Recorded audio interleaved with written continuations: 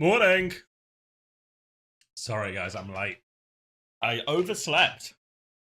Oh, thank you. Thank you, Packridginus. Packridginus? Hang on. Packridginus. Maybe I'm saying that right. Thank you, Human Readable, as well. Welcome, everyone. Sorry I'm late. I woke up. You know, when you wake up, I'm sure we will be there. You wake up, you look at your phone, and you realize it's not the time you want to see on your phone. I woke up, and the time on my phone said...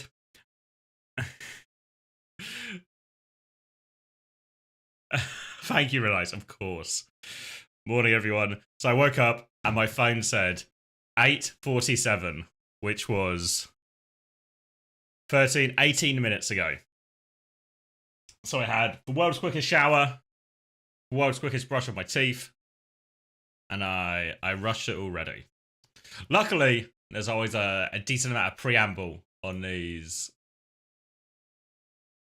on the Korean broadcast, so I think we're still okay. Let me press all the buttons. Boom, lovely. Should I have some audio? There we go.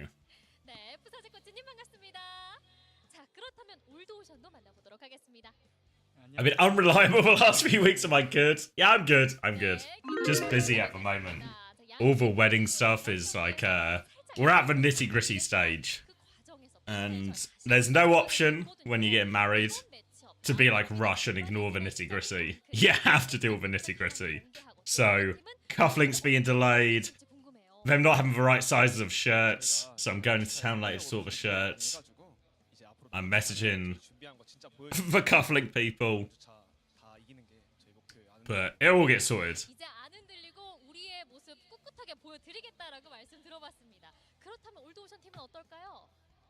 Yeah, no, knocked up to Max. He'll be on when the gameplay kicks off proper. Alright, then we can lock straight in. Go on, Floro.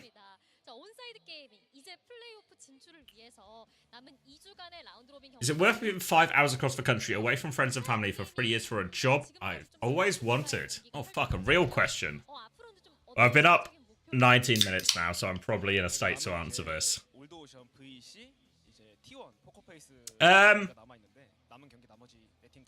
Yeah, I think so. I mean, obviously, as someone who, when I joined London, I would have been at a point in my life where we owned a house. I've been with my fiance a very long time. And obviously, the nature of London would be living away for like big parts of the year. So the way I did it on London, I was like 3 months on, 3 months off. But obviously, it was... I'd never been away from my fiance for 3 months, you know? So it was like it was a big decision, and the goodbye was kind of hard. But I don't know. I wouldn't change it, even though it was difficult. I think it's a slightly bigger decision as well, because obviously I had the luxury of 3 months on, 3 months off. But what I will say is one of the hardest parts of living in LA was actually the fact that the time zones were so fucked. So, because obviously LA to UK is like, whatever it is like +8, -8, whichever way around it is. Thank you, Cosmini.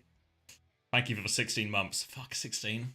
But because the time zones were so different, it was really hard to keep in touch, in the sense that most of the time when I was free, my friends were asleep, or my fiance was asleep, and vice versa, right? Most of the time, she was out of work or something, I would have been asleep, or I would have been right in the middle of scrims of a work day. So I think with 5 hours, that's like, it's a lot more reasonable to keep in touch and find times with, where both of you are up or free at the same time. So I don't know, in my personal opinion, I'd say do it, but just do it with bearing in mind that when you move, everything will be more work. But if you really want the job, if you really like the job, then it'll be worth it.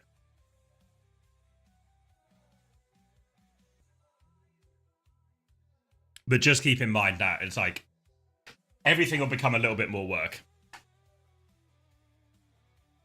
So you got to be ready, you know, like when what I probably got used to, because how long would we been? We probably would have been together like 10 years by the time I moved to London.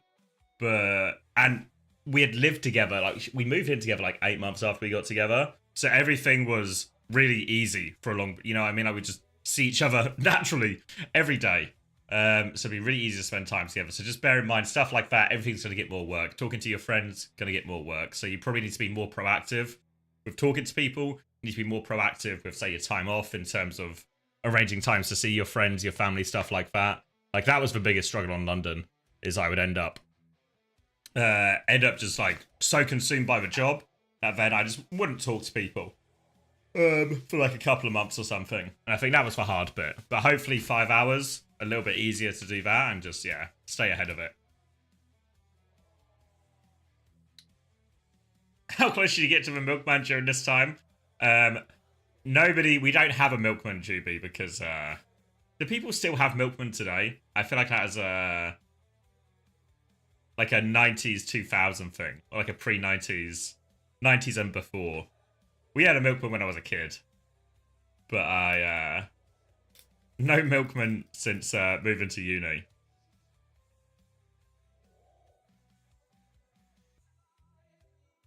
I killed the milkman. You have them? Oh, really? Yeah, we used to get like bottles of milk when I was a kid. I don't know if my parents still do it. Obviously, my parents still live in the same place. Is there a milkman in Nottingham? Let's see. Nottingham. I'm going to do this off stream so I don't dox myself. Modern milkman. At your doorstep by 7 AM. Huh. Oh, fuck. Are we going straight in? By straight in, I mean it's nearly 1:15.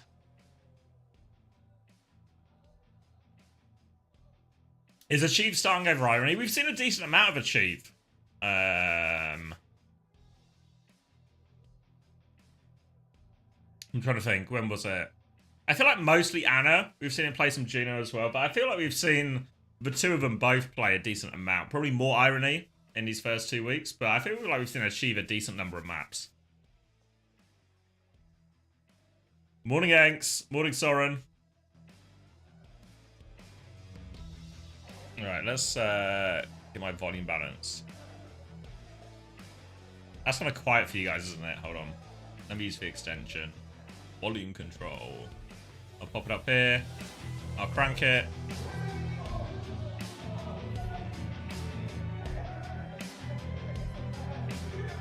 How's that volume-wise for you guys?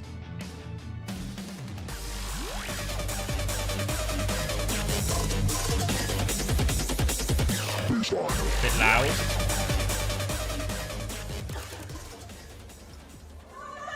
Alright, hopefully that's a little bit closer.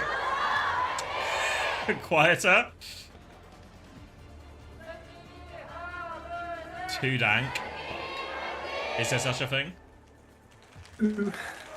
Oh, morning. Good morning. Any numbers for me? Yep. 28, 27. 26, 25, 24, We're synced. 23. Oh, lovely. We're synced and Kilo is dead. It's a Farah Sojourn opening for Old Ocean here. A pokier, slower version, but they're just going to get a nice, easy pick, and that's just first fight done and dusted. Can I get some more numbers? As I've adjusted the quality, and that was a bad move. Wait, maybe I should have just my quality as well. Hold on. I'm going to greet it. Well, I'm not going to do the countdown from 5, but that's where I'm at right now. Okay, I'm ahead of you again. Wait, give me. Oh wait, so we need to cap. Yeah, now we're filling a red circle. It's about halfway full, but it does look like Old Ocean. Is this stream like laggy as, or is my it's a little bit choppy. Yeah, I'm gonna need Craig to dial the fuck in on that one because it is looking absolutely chopped right now. No cap coming through though, and there is the cap as Old Ocean take the first cap. Garoom actually takes down Addo as well, the sleepy old man on Tracer getting caught out. Just realized I forgot to go live on YouTube, so take it away, Xavier. Alright, it's going to be another couple of picks for Onside Gaming as they flood back into this one. And just as quickly as they lose it, they're going to reclaim it. Just Kafrium left on point now. We'll be popping that 4-5, but it's a 1v5. We'll be falling, and Onside Gaming will be right back into this one. So as soon as Onside Gaming cap, it might be time to set numbers. 2%, 3%, 4%, 2%, 3%, 4%. 5%, 6%, 7%. Surely we're there. We're in 8%, sync. We're in sync. 9%. We're in sync. Keep it going. I got to get that stream up.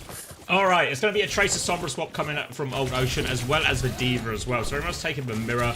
The Tracer Sombra version, obviously, closer to more of a dive composition here. Want to take Kilo out of the game. Onside Gaming, their win condition becomes a little bit simpler here. They can match a lot of these positions, and if they give Kilo space and time, he should be able to win the game for them.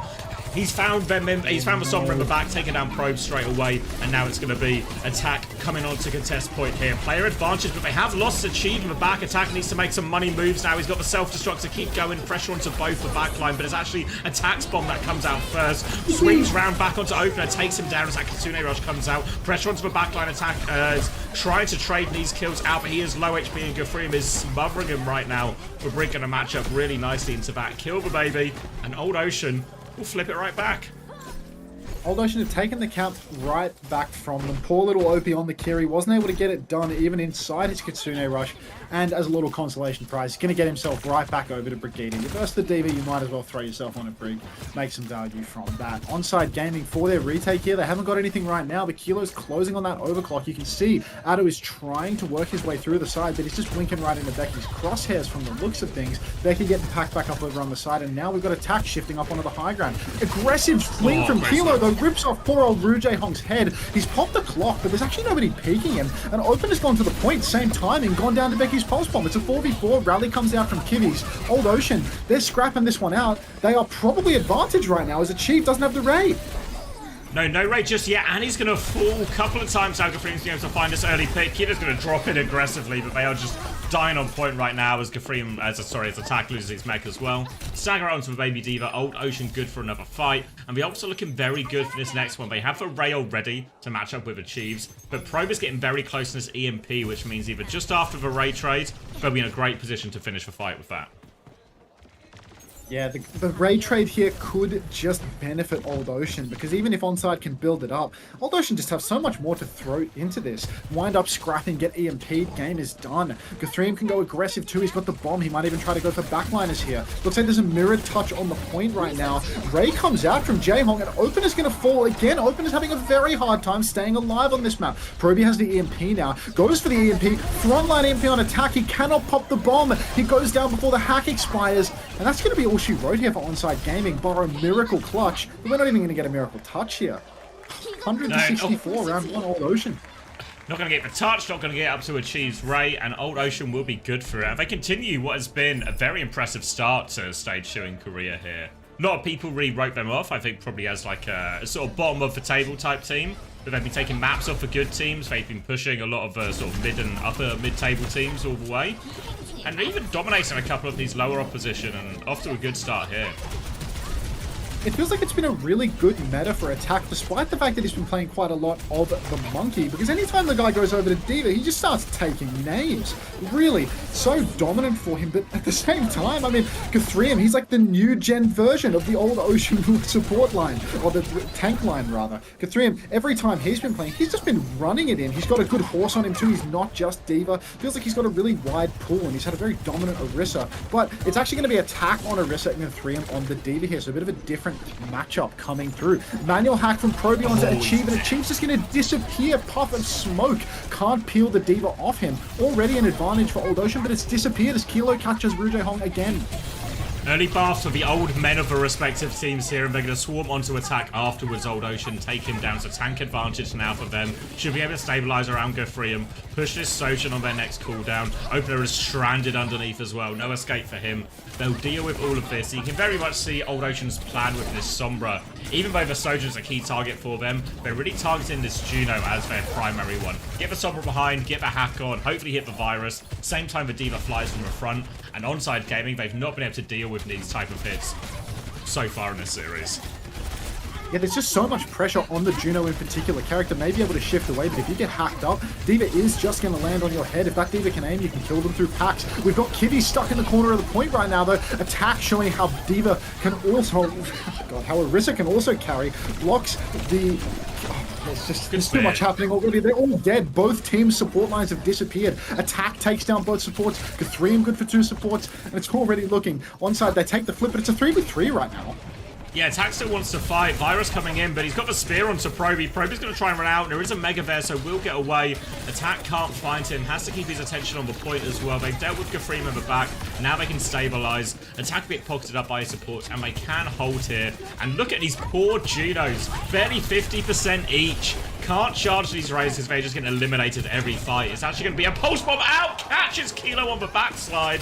Opening pick now for Old Ocean to flood back into this point. They nearly have EMP. Pulse bomb. Terror Surge goes out. Damage but no kills. Pressure now onto J-Hong. He is flying away. Rally comes out and now Attack is on the back foot. Doesn't have that ult anymore. Becky is here with him. They're still pushing this brick back. But Probe is getting ever closer to that EMP. He is setting up on the right-hand side. Kilo is respawned from that main. He's going to run into him. They take care of Kilo. Good find for him. They trade J-Hong for it. The EMP now available. EMP comes through. It's all 4 members, but Attack kills 2 while EMP'd. They're not out of the woods yet, Old Ocean. They are still battling their way back up in this one. Addo has got Brick Pocket as he takes on Becky here. Forcing him back to the Mega. Can claim that one. Attack is also a little bit separated. Group him back on point. Spears to keep Gafreem at arm's length. And Onside Gaming, they've weathered an early storm. An early storm, a map 1 storm, incredible. Attack now holding it down on the point, poking at Gafreem. Kilo swings with the clock in the air. He shoots Probe while he's invisible. He's pressing the advantage. They're already 5v3, and everybody from Old Ocean is scrambling over on the coast. They might be able to catch J-Hong late. Another railgun connects, does not find the kill, but Addo is there in the back to clean it up. 86%, Xavier. The Diva comp, it looked promising at the start, but Attack has been working miracles on the Orisa. He's almost got himself another surge. Yeah, big old fight, but they never actually flipped the point or won it cleanly. Attackers found so many valuable kills in these trades. And now, yeah, they're all over this Tracer. Becky's going to run for it. I think Probe can maybe get it. Becky's dead. Brig is there with him. Ray on point from Achieve. J-Hong's going to match that one right now. Terror Surge is available from Attacker's finisher here. There's pressure onto their backline, but the Ray keeps them all alive. They've lost DPS, though. Can Attack do it? He's walking in. He's already used for Terror Surge, actually, though. So it might just about be a late flip for Old Ocean. A rally comes through from opener. They want to force him off. Gafreem is just trying to buy time. Becky is back soon with that pulse bomb. Both teams just trying to buy for their respawns. Kivitz has the rally if they really need it, but they'd really like to do it for cheap. But the respawns are here, so the rally will come through from Kivitz. Bash onto the front, takes down opener, half onto Attack. Old Ocean just about claimed Shrine back. Oh, such a clutch from Old Ocean. They lost their Tracer before the fight had even started, but once the raid trades came out, no connection. Kilo catches Becky though. Nice little pre-fight pick, but onside. They have to take this slow. Attack is still only respawning. It's a 4v4 at the moment. Proby goes deep, looking for a kill on the backline. Can't quite get it done. The rest of Old Ocean bunkered up on the point right now. Proby's 72% of the way to an EMP, but it looks like he's being marked out a little bit. He's half HP. Gafreem has the bomb as well. He might try and push backline with that. Kilo in the middle of the point, just shooting the tank, looking for something that he can actually rail. Addo takes down Proby off screen, and that's the EMP out of this fight. 61% and counting. J-Hong takes down Achieve. Gafreem, he loses his suit, but he's got the bomb. Flip goes onside's way. Flip goes onside's way. Old Ocean have to say in this one, Gafreem's going to get himself back onto point right now. They're going to try and line up, but Gafreem has to anchor point, so he's getting surrounded by onside gaming players right now. J-Hong's going to catch half a rail as well. He'll live for now. Probe is back in the fight, trying to get the last bit of this EMP. 94% and counting. One more clip might just do it. 100% going to anytime second now, but Kilo's pop the overclock. EMP needs to come through now. EMP catches for frontline. Overclock still on the angle, but it's for kills. It's going Old Ocean's way. Opener 5% short of a rally. Attack is still trying to stabilize. He's not just stabilizing, he's finding kills. He's got a Terror Surge shoot. Pulse Bomb slides into the Terror Surge, but Attack has got enough still to trade a kill. Gafreem is low HP. Becky's in the back. Achieve is trying to slide away. They're so low. Onside gaming, they are clinging on to this, but they're just too low.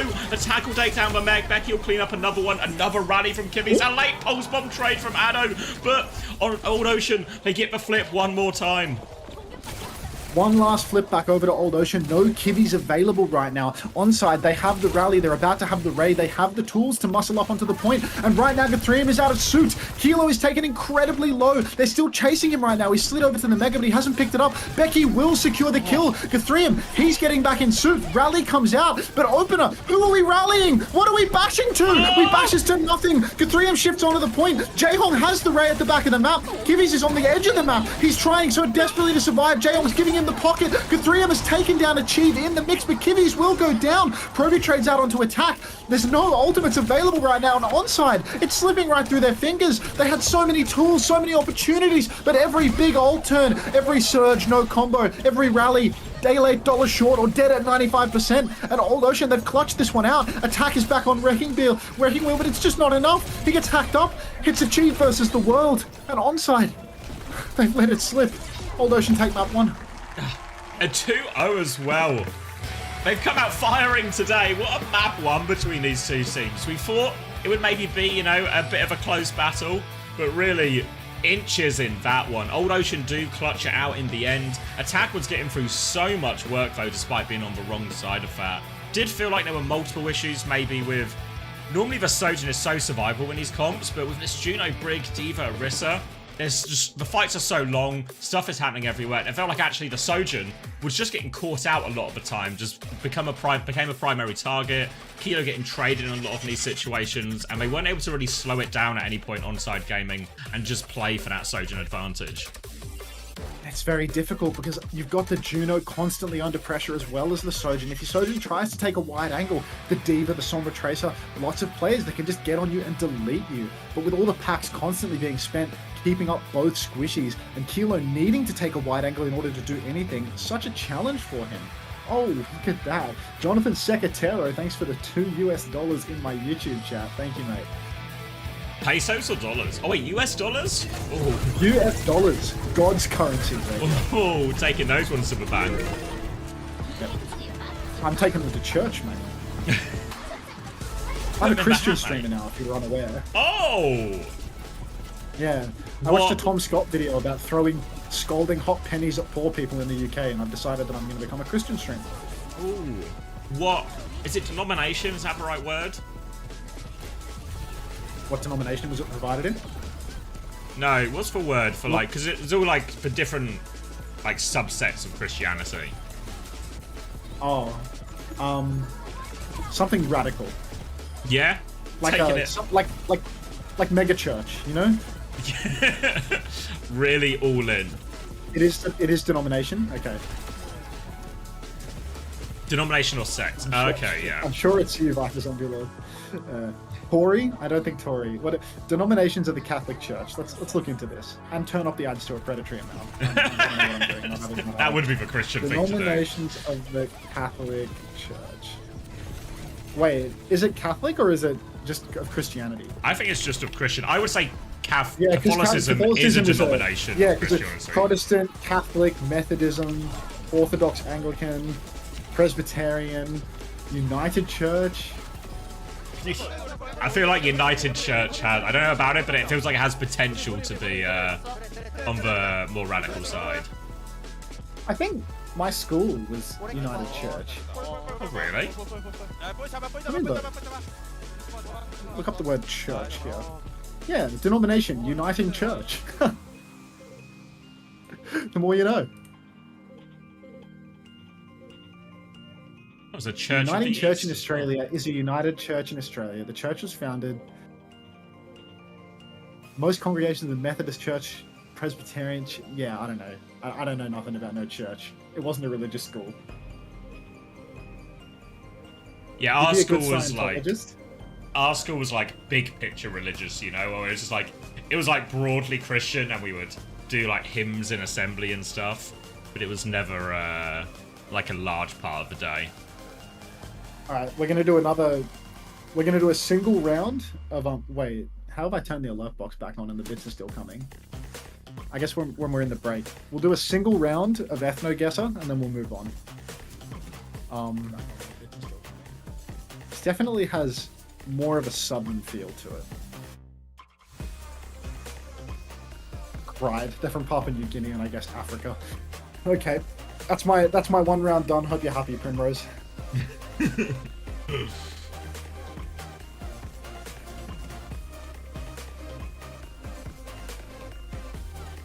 I think I'll co-stream China. Other games happening at the same time as Korea. Oh, let me have a goose. Let me do some investigation. May 24th. When is that? Turn off the alert box. That's tomorrow at 10 AM. Yeah, it's just going to clash completely, unfortunately. So we're going to prioritize Korea.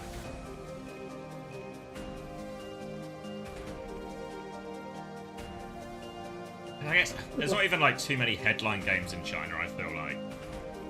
Casual racist, not ready for comp. Yeah, God forbid I can't phenotype everyone on Earth. A tub of insects or a bag of fried insects, chat? I think the tub looks way better than the bag. Yeah, nailed it. You playing Christian Strandal?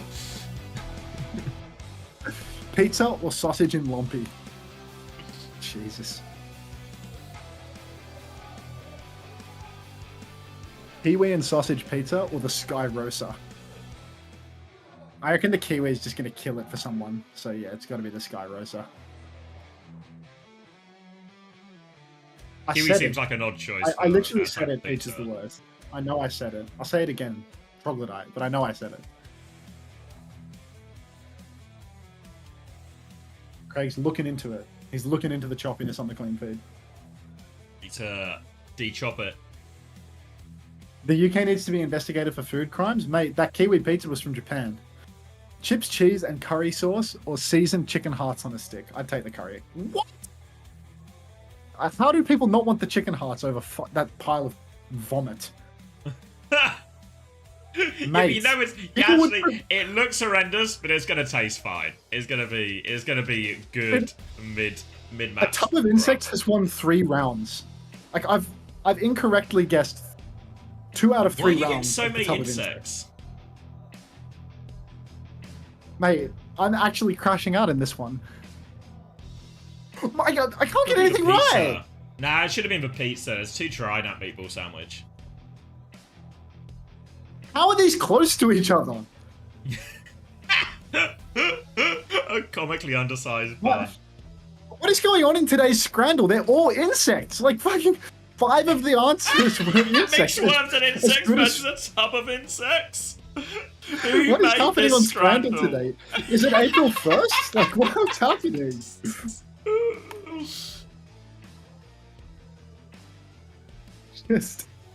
Just insect Scrandle. Only birds have been filling in these surveys. Yeah, this shit's bug day.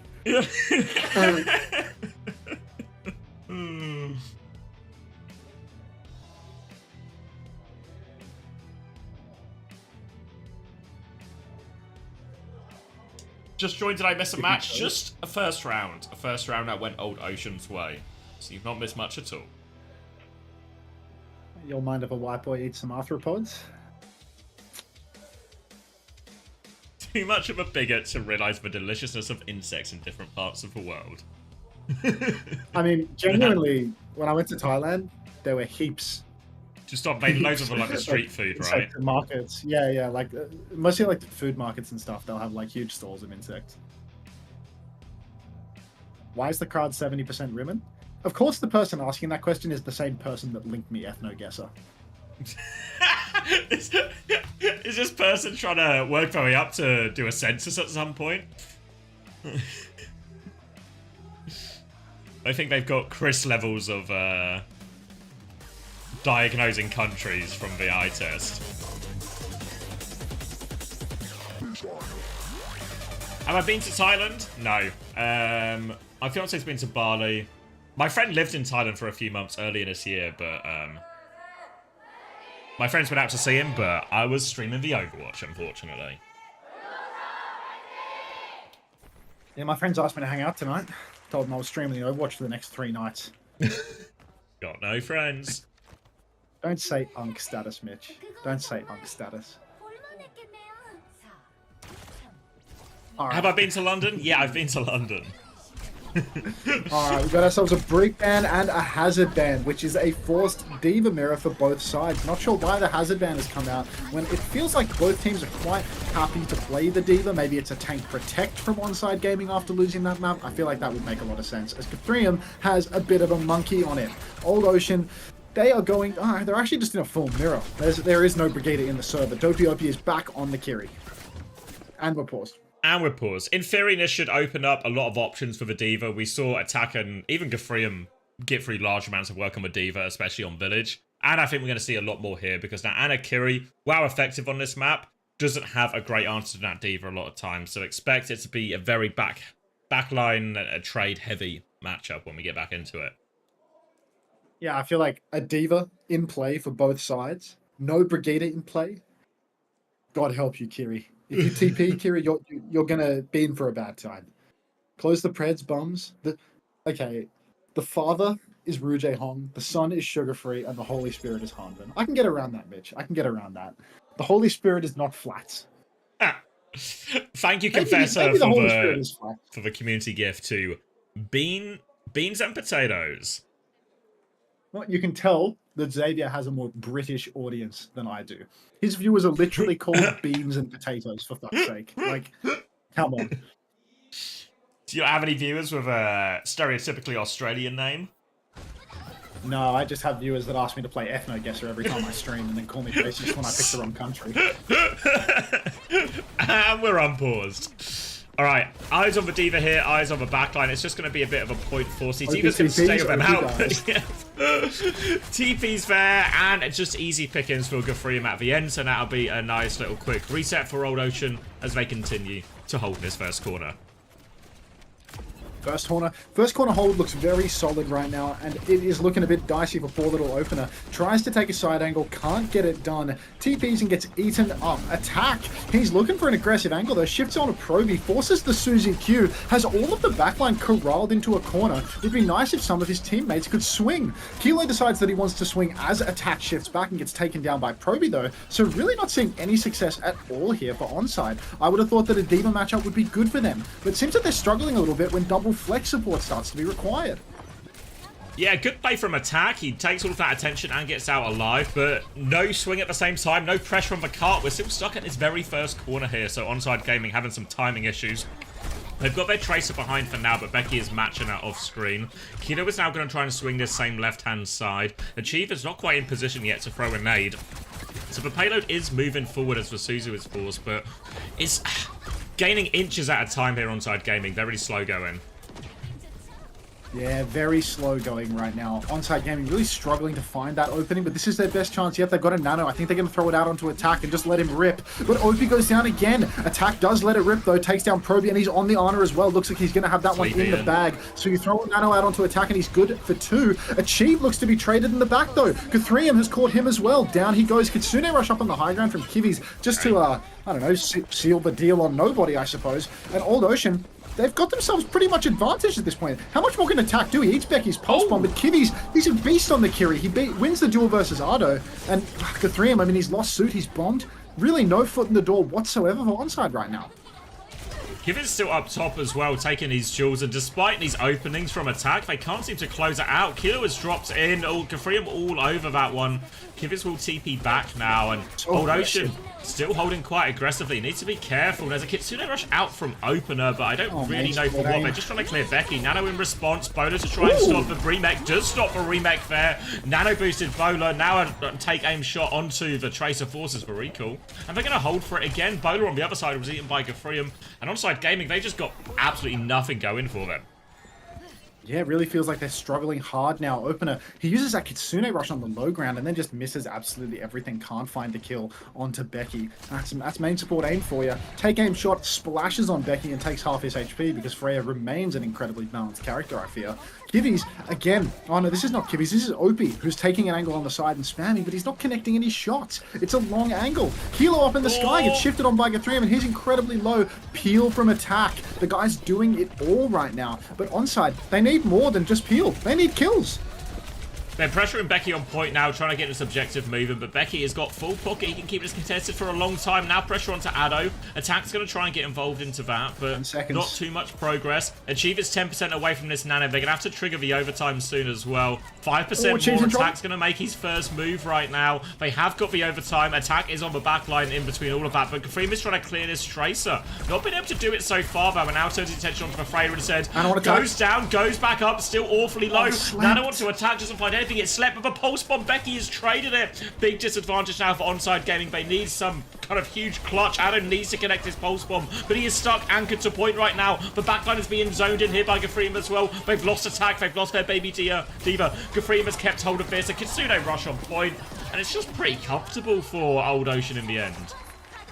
Old Ocean have made this one look easy.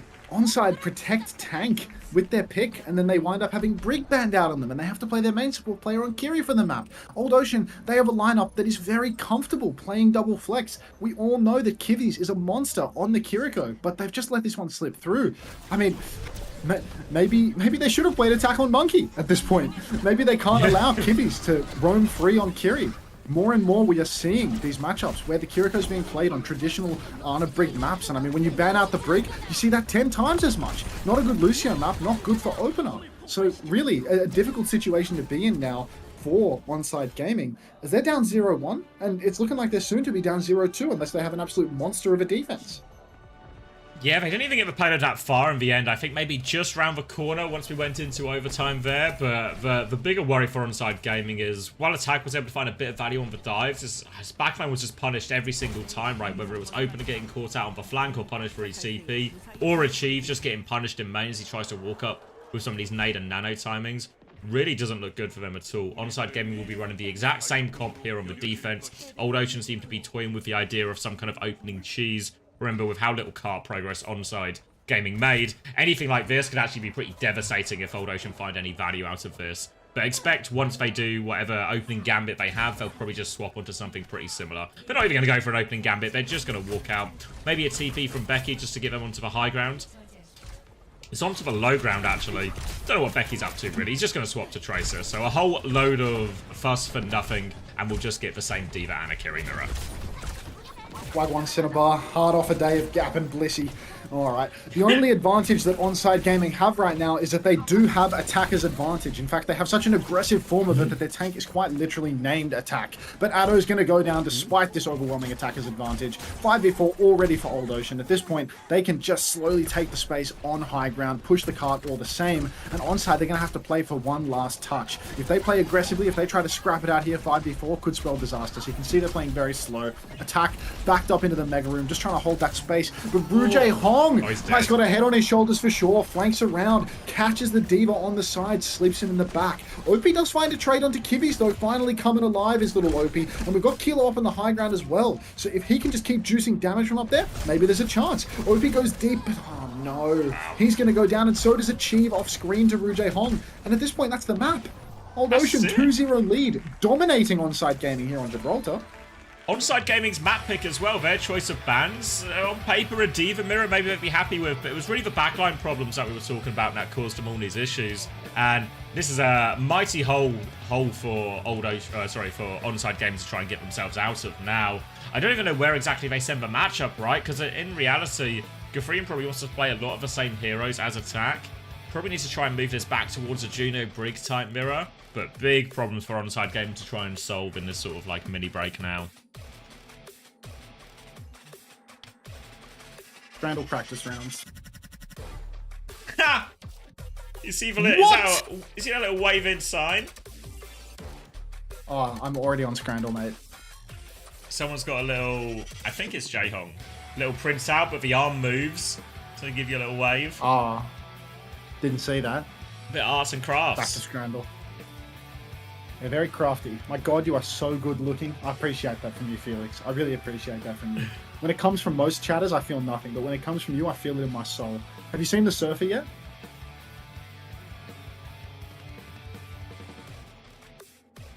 Hunter is the only cracker that has the mandate of the heaven. We support you. Thank you. That sausage roll looks absolutely delectable. So we got AG versus Falcons and Pokerface versus Crazy Raccoon coming up as well. They cooked that sausage roll in a furnace.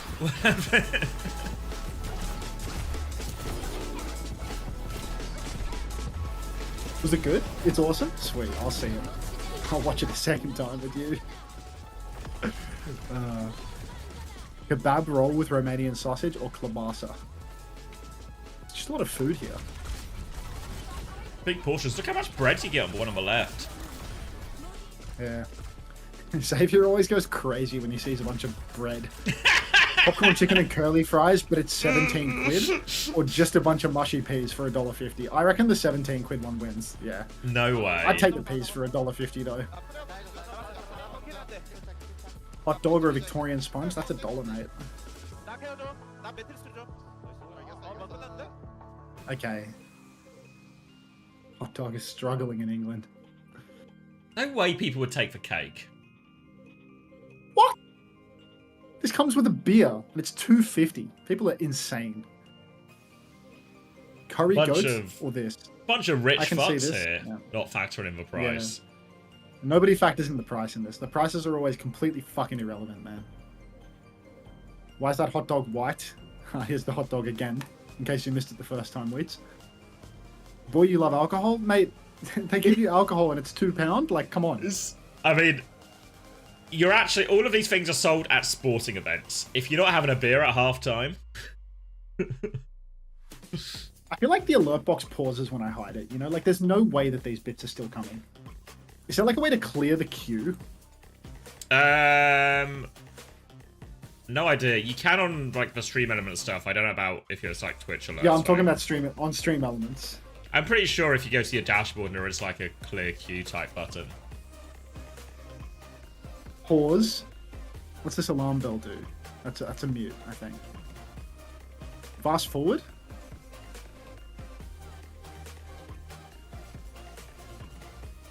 Spamming this button. What's the current situation with price adjustments? They're all done. All done. With what? Price changes on Fantasy. Oh, you changed them? Yeah. Not too many, and not by, like... Did you up the price of Rocket? Yeah. We took, like, the edge cases, you know, of, like, either someone who was, like... Someone who was playing who we didn't expect to play. I mean, you get the profit if you sell them. So it's like, Oh, you do? Yeah. But it's we're only moving stuff by, like, nobody moved by more than 2, right? Like, I think Rocket moved by 2 because he felt he was just, like, maybe actually taking the piss with price. And then UB moved by 2 as well, because actually if UB is just going to play the majority of games for TM, that's, like, an incredible, like, undervalued pick or underpriced pick. Yeah. Seems fair. This is hard because this is 2 things that are peas gravy. Or this is like a real 50-50. It's just for price. Surely the price should be the swing. The one on the right? no, my take is that the one on the left looks too sloppy, and even though the one on the right costs twice as much, it's still gonna win. Oh, it's gonna be outrageous if it does. It does. Oh, fuck's sake. A classic case of people not considering the price. Pie float, bro, so good. I know, right? Felix, they look so good, but everyone thinks they look like shit. All the Americans in the chat see that and they think, no way. Short rib grilled cheese looks kind of insane, and the price is not worth it at all, but yeah, it wins. Fish and chips or fish and chips with a pint. This is taken from a better angle. This has a pint. The better angle is going to win, but I'd take the one with the pint. Yeah, classic. Classic. Fucking unreal. I mean, to be fair, even with a pint, that's like a £4.60 pint, so it's not actually like a... A £12 sandwich or a £2 sausage, and the £12 wins. No way. That's the best looking chicken burger I've ever seen. 4 spring rolls in chili sauce for 45p. Yes. What is in those spring rolls? It's probably just insects. Yeah, I mean, no, why has he got him in like he's got him in a sweaty bag as well? You never had steamed dinnies before, mate? Three quid for that. Well, the cats or both look good. Oh, the price is way better. Mystery Scran, and it's free. No price starter. It's free. They give it to you. Yeah, I'd at least like to know where you got it from. They tell you that the price is a factor, and they put things in that cost nothing. Like...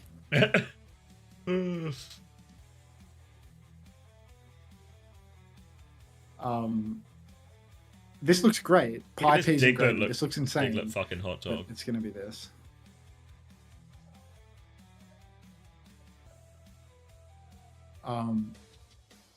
Okay. Chicken and chips. I feel like some people just eat with their eyes more than their mouth, you know, more than their taste buds. Like, and nobody some eats of the with their stuff that's fucking ugly wallet. would taste good. Yeah, nobody's eating with their wallet. Nobody's eating with their brain. They're all just eating with their eyes.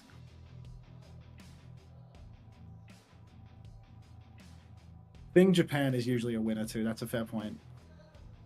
Chips and sausage. What is that on? It's curry sauce. All right, almost a perfect run, but I blew it in the opener. Much like Onside Gaming. Thank you, Piggy, for the 14 months. Yeah, Brits love to not melt cheese for some reason. They really love like bagged cheese that has just not been melted. Slap it on, just slap it on, mate. Well, they put plastic cheese on where the one reason to use plastic cheese is because it has melted. And because it can be melted so easily. Super quickly, they right don't at the even end. melt it. Yeah. Oh. The sad cheese slices always get me. No, they subbed out Becky. It reminds me, do you remember that, what was it called? You know those Fire Festival meals where people were showing the meals they got at the fire? You know that big festival and that was like a huge scam? And then it was showing the meals they would have. And it would just be like sad slice of unmelted cheese on a bath. Unfamiliar, but I feel like I've seen it on Scramble, you know what I mean? You don't know about Fire Festival? Oh, you should watch this documentary. I thought Fire Festival just didn't happen. Like there was nothing there. There was like nothing there, but everyone turned up. How did they get food? This is, you should watch this documentary. It's so good, actually. It's just a person trying to organize a festival, and they have all these lofty ambitions. Blink-182 are going to play, etc., etc. Then all these, like, you know, the sort of, like, the people who go to these festivals who would buy, like, VIP tickets to the festival and stuff, all the ticket prices are outrageous. They go to this island, and they're expecting this VIP camping, this luxury food, and it's just fucking nothing. And it becomes essentially a social experiment in terms of surviving. That's kind of cool. Suss the doco Max shit's so funny. I'll suss it. Was it like, is it on Netflix or something? Like, I think it's on Netflix. I think it's the documentary just called Fire Festival or something. I can't remember what it's called. Fire Festival. I'll get the data on this. Fire, the greatest party that never happened. Yeah, it's on Netflix. I watched the Netflix doc in a class. It was pretty good. That's a Winthrop education for you.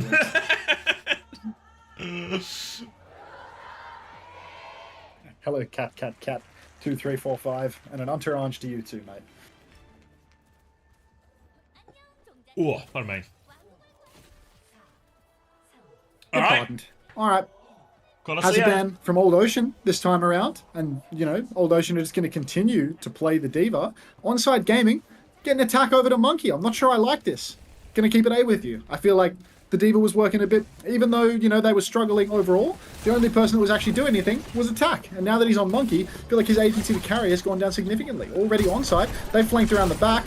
Irony's good for it though. Sub in Irony and he can frag on Kiri straight away. Takes down Minute. Kilo will be traded by Proby, but Opener catches Kivvies as well. And apparently the Monkey combo is good for it. Yeah, I mean, we've seen Attack play a little bit of Monkey and have some success, and honestly, Winston into Diva, it's a pretty reasonable matchup. The bigger difference, though, might actually just be if we've got a Kiri-Lucio backline, and Jaehong is on Lucio. Irony comes in for Kiriko, good hero for Irony. Jaehong goes on to Lucio, and we're going to try and answer the age-old question, can we teach an old dog a new trick? It's a release hero, so maybe he's learned these tricks before and we just didn't know it. God, these Freyas are also good at hitting their bolts. So bolty. In comes attack though, instant counter shift from G3, and attack is taking an absolute beating there, but he gets a good bubble off, and some shots onto Proby, forcing the Suzy Q, all the while Opener winning the side fight. Get him on Lucio, the man works wonders, takes down Minute, and Onside Gaming is steaming ahead with this one. Looking very solid on the Monkey comp. Jaehong Lucio, perhaps a problem in the side fight. Yeah, back when Jaehong started playing Overwatch, they hadn't invented the side fight yet, so it's a bit of new territory for him. Now going to be swinging onto the high ground. Probe has his bowler in hand. Pressure onto the Winston will break that bubble. Attack is still inching this robot forward, though. Just trying to avoid these bolts. Gafreem can come contest in a second, but onside gaming will slow it down quite a bit. Happy to just use these bubbles to keep forcing the payload forward. Another drop on. Back jump comes through. Kitsune Rush and Kibby's to chase. More pressure onto Attack. Irony will match this Kitsune Rush. Now, Attack is so low, actually deleted by that one. No beats for either. Kilo's bowler is out, but finds nothing of relevance. And they'll win that Kitsune Rush trade there. Attack getting burst down from that one. Such difficult Kitsune Rush trades if the monkey can't take first tempo. If you can't jump to a backliner and get that initial burst of damage and a good bubble. If you're on the back foot, it's so tough. Addo comes in a high ground though. Pulse onto Proby. So just as quickly as Old Ocean have won a fight, they've already started to lose it. Kivi's being taken down by the Tracer and the monkey together. The sniper monkey. Then Attack comes in, lands his big fat ass on top of Rujay Hong, who's struggling to wall ride his way to safety. And Old Ocean, they barely posted any meters at all from that fight. Onside of pushing, but they're not pushing the cart. They get back onto it now. Chasing down Minute as well. Attack goes for one more. Can't quite find the kill though. Body block from Guthrie to stop him from going down. And the swing is on now for Old Ocean. Yeah, pressure onto Attack. He has for Primal, avoids that pulse bomb. Now he's on the back line, trying to get onto Jae-Hong here. Jae-Hong does have the beat. He's going to be dropping that beat now, catches all 5 members. Opener's going to drop it as well. Off the map, though. Attack sends him flying. Don't think Jae-Hong's getting back up for that one. Surely not, right? Or maybe he is. Attack continues to pressure the back line, but no one from Old Ocean has died despite being so low. But just as I say that, 2 of them fall. There was so much damage after that beat trade. And now Opener and Attack are pushing forward, looking for these late kills. They've cleaned up the Diva on point. Minute can find one trade, but it's only the Lucio, and this is going to be significant progress now for Onside Gaming. Opener playing it fast and loose with his life there in the mini room towards the enemy team spawn. Checkpoint has been conceded eventually. Minute very nearly finds a kill on Kilo, but Onside they've got to chill, they've got to back it up. They don't have their opener right now, and it's difficult to win a fight without your opener. He's an important piece of the puzzle. Beat equal between Opener and Rujay Hong though, and they were able to match them first time around. Both Tracers pop recall at the same time, a classic Korean respect moment. And Onside now, they're just prepping for a neutral here in main, 50-50. Slight Kitsune Rush advantage for Kibbies as well. Last time this Kitsune Rush happened as well, it was a big problem for Attack. Irony is just behind. Should have it in time to mirror, but eyes on Attack. Needs his bubble for the trade. Pulse Bomb is good in the back again from Addo. Second one in a row for him, connecting these Pulse Bombs. Now lots of pressure onto Makira. Kibbies is going to fall as well. And the Pulse Bomb has really changed the dynamic of this Kitsune Rush trade. Bomb finds nothing from Guthrie, and he's going to get demec'd again. And they remain in control of this map on side. Being asked, what does Avril Theory say about who will win this point? But unfortunately, Agent 9420, we actually haven't gotten to the point that the answer is so glaringly obvious that there is a theory from Avril to actually state what it might indicate. So no theory from Avril yet as to what might happen on this map based on the current circumstance. We need to get over a 100-meter lead before we can confidently call that someone has won. Attack is 80% on that Primal Rage, but Addo's going to go down to Minute early on. Attack's getting huge AoE zaps right now. Proby goes for the boulder shot, but that makes you stand still, and they capitalize.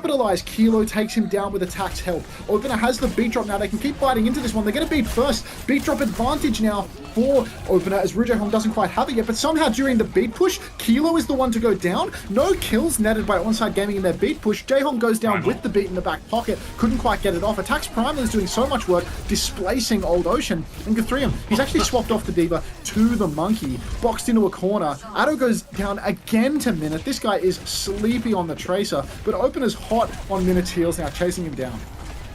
Trying to hunt him down. Attack will chase this one out. Minute still though happy to fight. Yeah, Probe is back, so there's too much damage, and the respawns allow Old Ocean to stabilize off that. 2 cleanup kills for Probe. Guthrie now onto the Winston.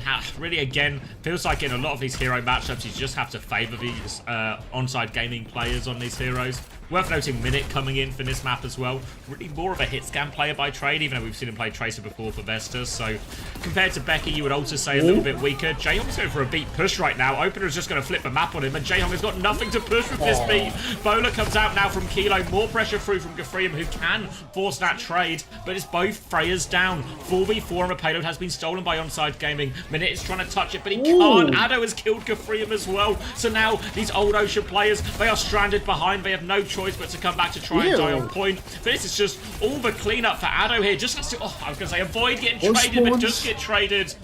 Now the close spawns are on. Opener's going to get that one, and him and Irony are going to regroup back in main. Good spawns for him, and they can take this Kitsune Rush trade back in main. such bad news for Old Ocean. That beat push not finding the many kills. They couldn't kill Opener as he was flipping out. Irony's side fighting right now. He's had his Suzu forced. He does have the Kitsune rush in the pocket though. If Attack can get a good jump, they might be able to engage with that. Kiwi's actually opens with first tempo. Irony matches back, but with a strange angle, a little bit more awkward to use for some of his team. Attack is taking a beating in main, but it's not decided yet. Everyone's taking so much damage. Opener's going to fall first, but Addo will trade minute. Kilo is giving Guthrium the slip, and he doesn't pop the Primal Rage to chase him. Eventually, he will catch the kill with the second jump, and it looks like Onside are just going to let this one slip through, but Irony is putting in the work. So many kills on the Kiriko in the neutral, fragging out. Addo's on the run as well, stalling the cart, forcing skills. He's actually chasing down Kivas, and he will find that trade on. Oh my God. Unreal from Addo there. 1 versus 3, and he kills 2. Old Ocean, what have they gotten? 4 meters from that fight? Seemed like a dominant victory for them, but they could not stop the trades. Trades are so valuable at this point in Colosseo once you have a lead to hold on to. Just make these fights scrappy, and every time Old Ocean, even though they win, they barely gain anything for it. You can keep a team on the back foot here. Exactly what Onside Gaming have had to do. They also have a slight beat advantage from Opener if they want to use that. Attackers for primal advantage as well. Just coming up to 2 minutes left on the clock, and Old Ocean are running out of time. They're running out of options. They really need this beat before they can effectively take this next trade, but that just means more time off the clock, less time for them to work with. Eyes on beat. Oh, Rouge Hong goes for the beat, but not before Kiwis can live. Proby doesn't receive the beat either, and you can see they're all over the guy. Rouge Hong now on the run, but it's a 5 versus 3. Opener's duking it out with the Tracer, but he should be fine. Doesn't get Pulse Bomb, doesn't get traded. 0 trades for Old Ocean. Onside Gaming pushing the cart back to the center, about to start getting meters on the board. Proby being bolted in his spawn. Kilo's good for it across the map. And Old Ocean, they might need to grab a Bible and start praying, Xavier, because they do need a miracle to come back from this one. Be interested to know what denomination they choose to pray to as well. It's a primal advantage, Kitsune advantage coming back for Onside Gaming. Great situation. They lose Kilo early. They can still invest these ults if they want, but they're in such a commanding position. They could just play it a little bit economically. There's a bit of a difference of decision here because Attack has invested, but Irony has not. He's on them. He's on the Freya, but can't hit the final swing. Prober's given him the slip. Gives him the slip one more time. Perfect peel coming out to keep Probe alive through all of that, and Attack's primal will find nothing in the end. Old Ocean will win the fight. Pulse Bomb trade is good, of course it is. Addo, I think that's the 4th Pulse Bomb he's hit so far in the 9 minutes of Colosseo we've seen. And now Old Ocean, they get a chance to push forward. They have a Kitsune Rush, they have a primal advantage. They've got tools to work with, but they've only got a minute left.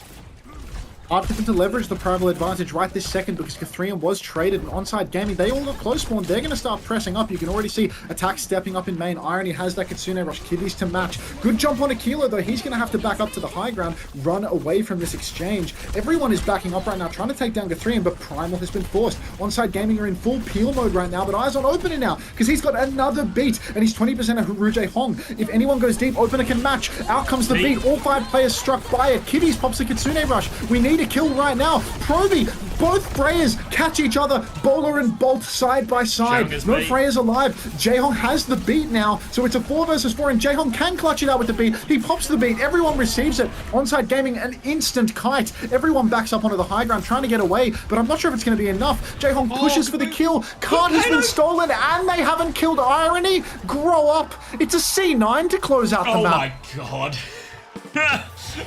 Old Ocean, asleep at the wheel there. They had the beat advantage. The beat from Jaehong looks good. They don't find any bloody kills with the beat, and they lose control of the robot all the while. Absolute disaster of a Colosseo. And it feels like the Winston Kiri Lucio Onside Gaming have found a version of the matchup that works a lot better for them.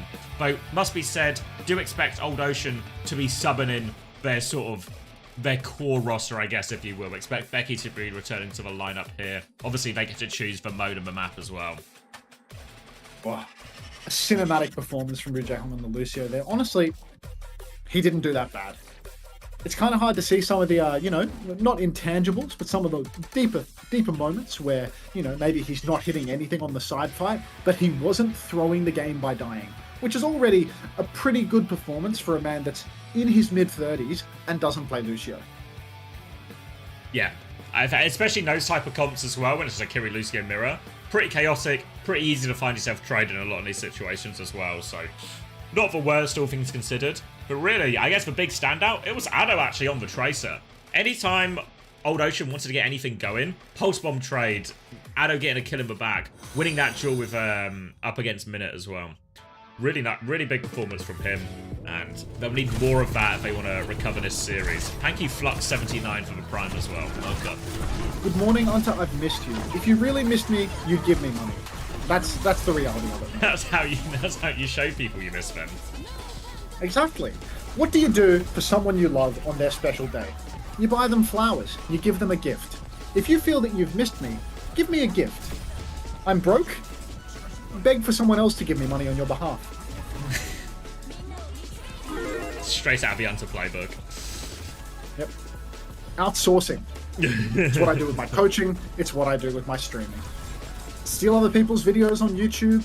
Steal other people's content 24/7. Get other people to beg for money on my behalf. That's why I have a designated town crier. To be fair, your town cry is actually so good. He's fucking ill, dude. He's not even subbed. I think he's like a broke kid, you know? Just does it for the love of the Just game. Just a hustler, you know? Hustling on my behalf. Yeah. Oh, here the comms. C9 comms.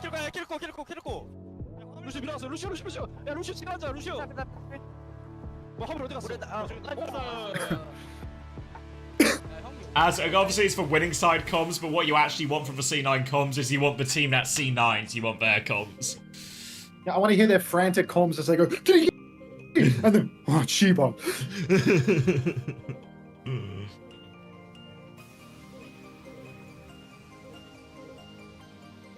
Is that Phaser their coach? I believe so. Fact check it for you. Get yourself something nice. That was 1 bit. What am I going to buy with a cent? I bet you a decent amount of weight in those insects, I reckon. I'm up to $5.96 in cheers, though, for today. All it took was an hour of the alert box being populated. Some coaching advice? Nah. I get my coaching advice from the best of the best. Last place Europe. Or Krusty? Yeah, my bad, actually. Bottom half Europe. I swear Hunter is running max level ads. Yeah, you're right, Cap. What? What? That's what Cap says. Yeah. Cap? Okay, Cap. Pay up, mate. Pay up. Don't hop chats when the ad break starts. Give me your money.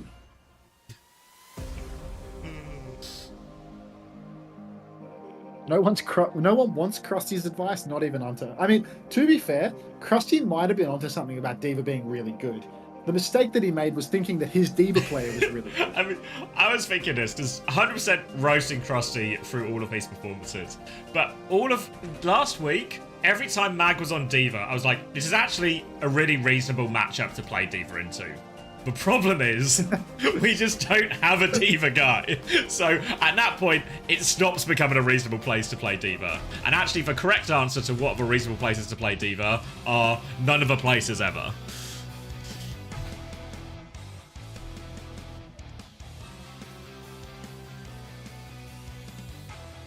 But we'll see today, or not today, tomorrow. Tomorrow is actually an outrageously important game for Gen G, because they are playing Peps. And if they lose tomorrow, we have to change the narrative to, can Gen G survive relegation?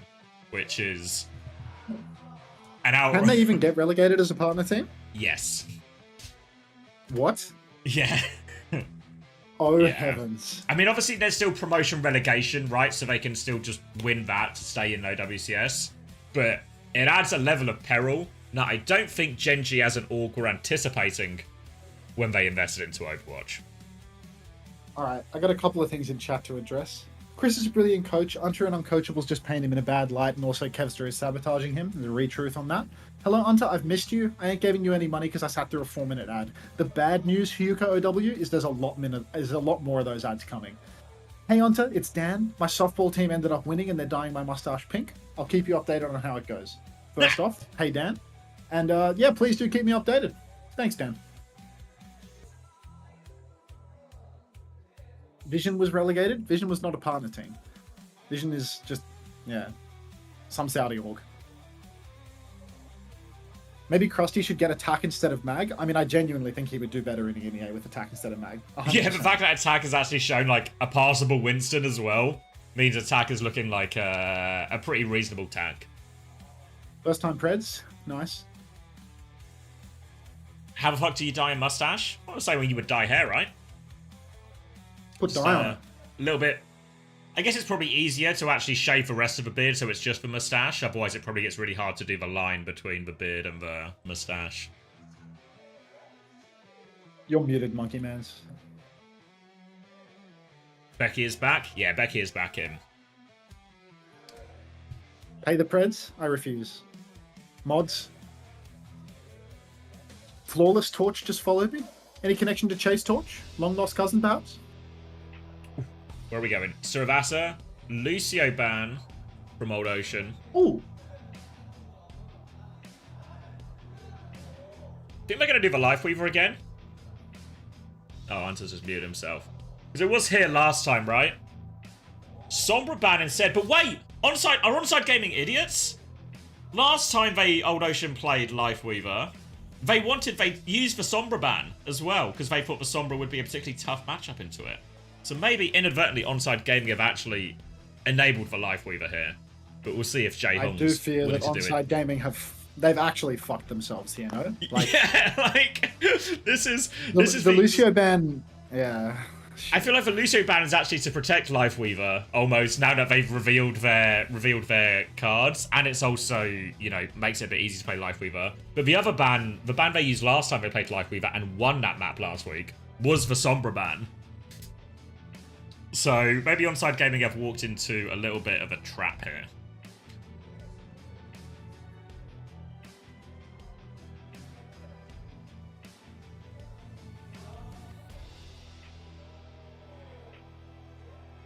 LOL, SSG is not making grand finals. Okay, blind 1v1. Okay.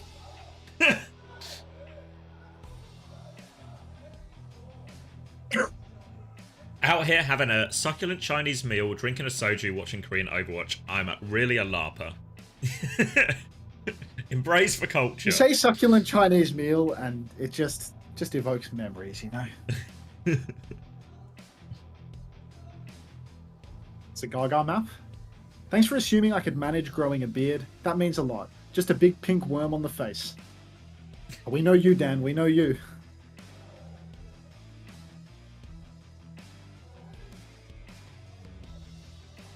Retruth. Just had a mini roll and drinking a white monster. I'm really a loser. Oh, yeah, it's different experiences, but as long as everyone's eating. What's the charge? Eating a succulent Chinese meal? I see you know your judo well.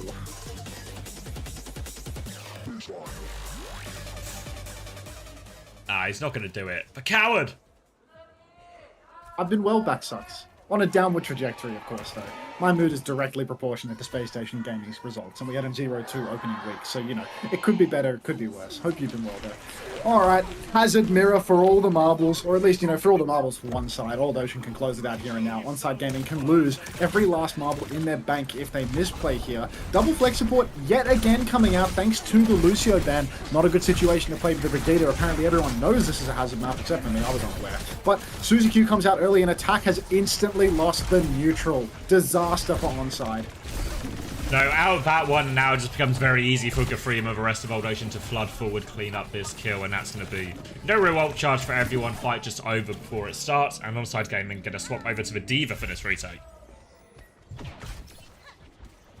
Straight to the D.Va for attack. He sees that vulnerable double flex lineup and he thinks, you know what, Rujay Hong, I'm going to eat you alive. Forget about the Hazard Mirror. I'm just going to go shock and awe on your ass. So can't wait to see how many players attack kill before his team manages to fall apart around him because Irony and Opa just can't cut the mustard. Proby goes down to Addo instantly on top of the point though. Not sure if attack contributed to that or if this was just the Addo show in full effect. We've got Addo sneaking on in from the side right now. Clip onto Kivvies and the flip has gone immediately. Irony will actually die to Kivvies while Kivvies is duking it out. Kivvies kills both Tracer and Kiriko, but Onside did get the flip. They still have players in this fight. 3 on the objective, and Old Ocean still have some respawns coming through.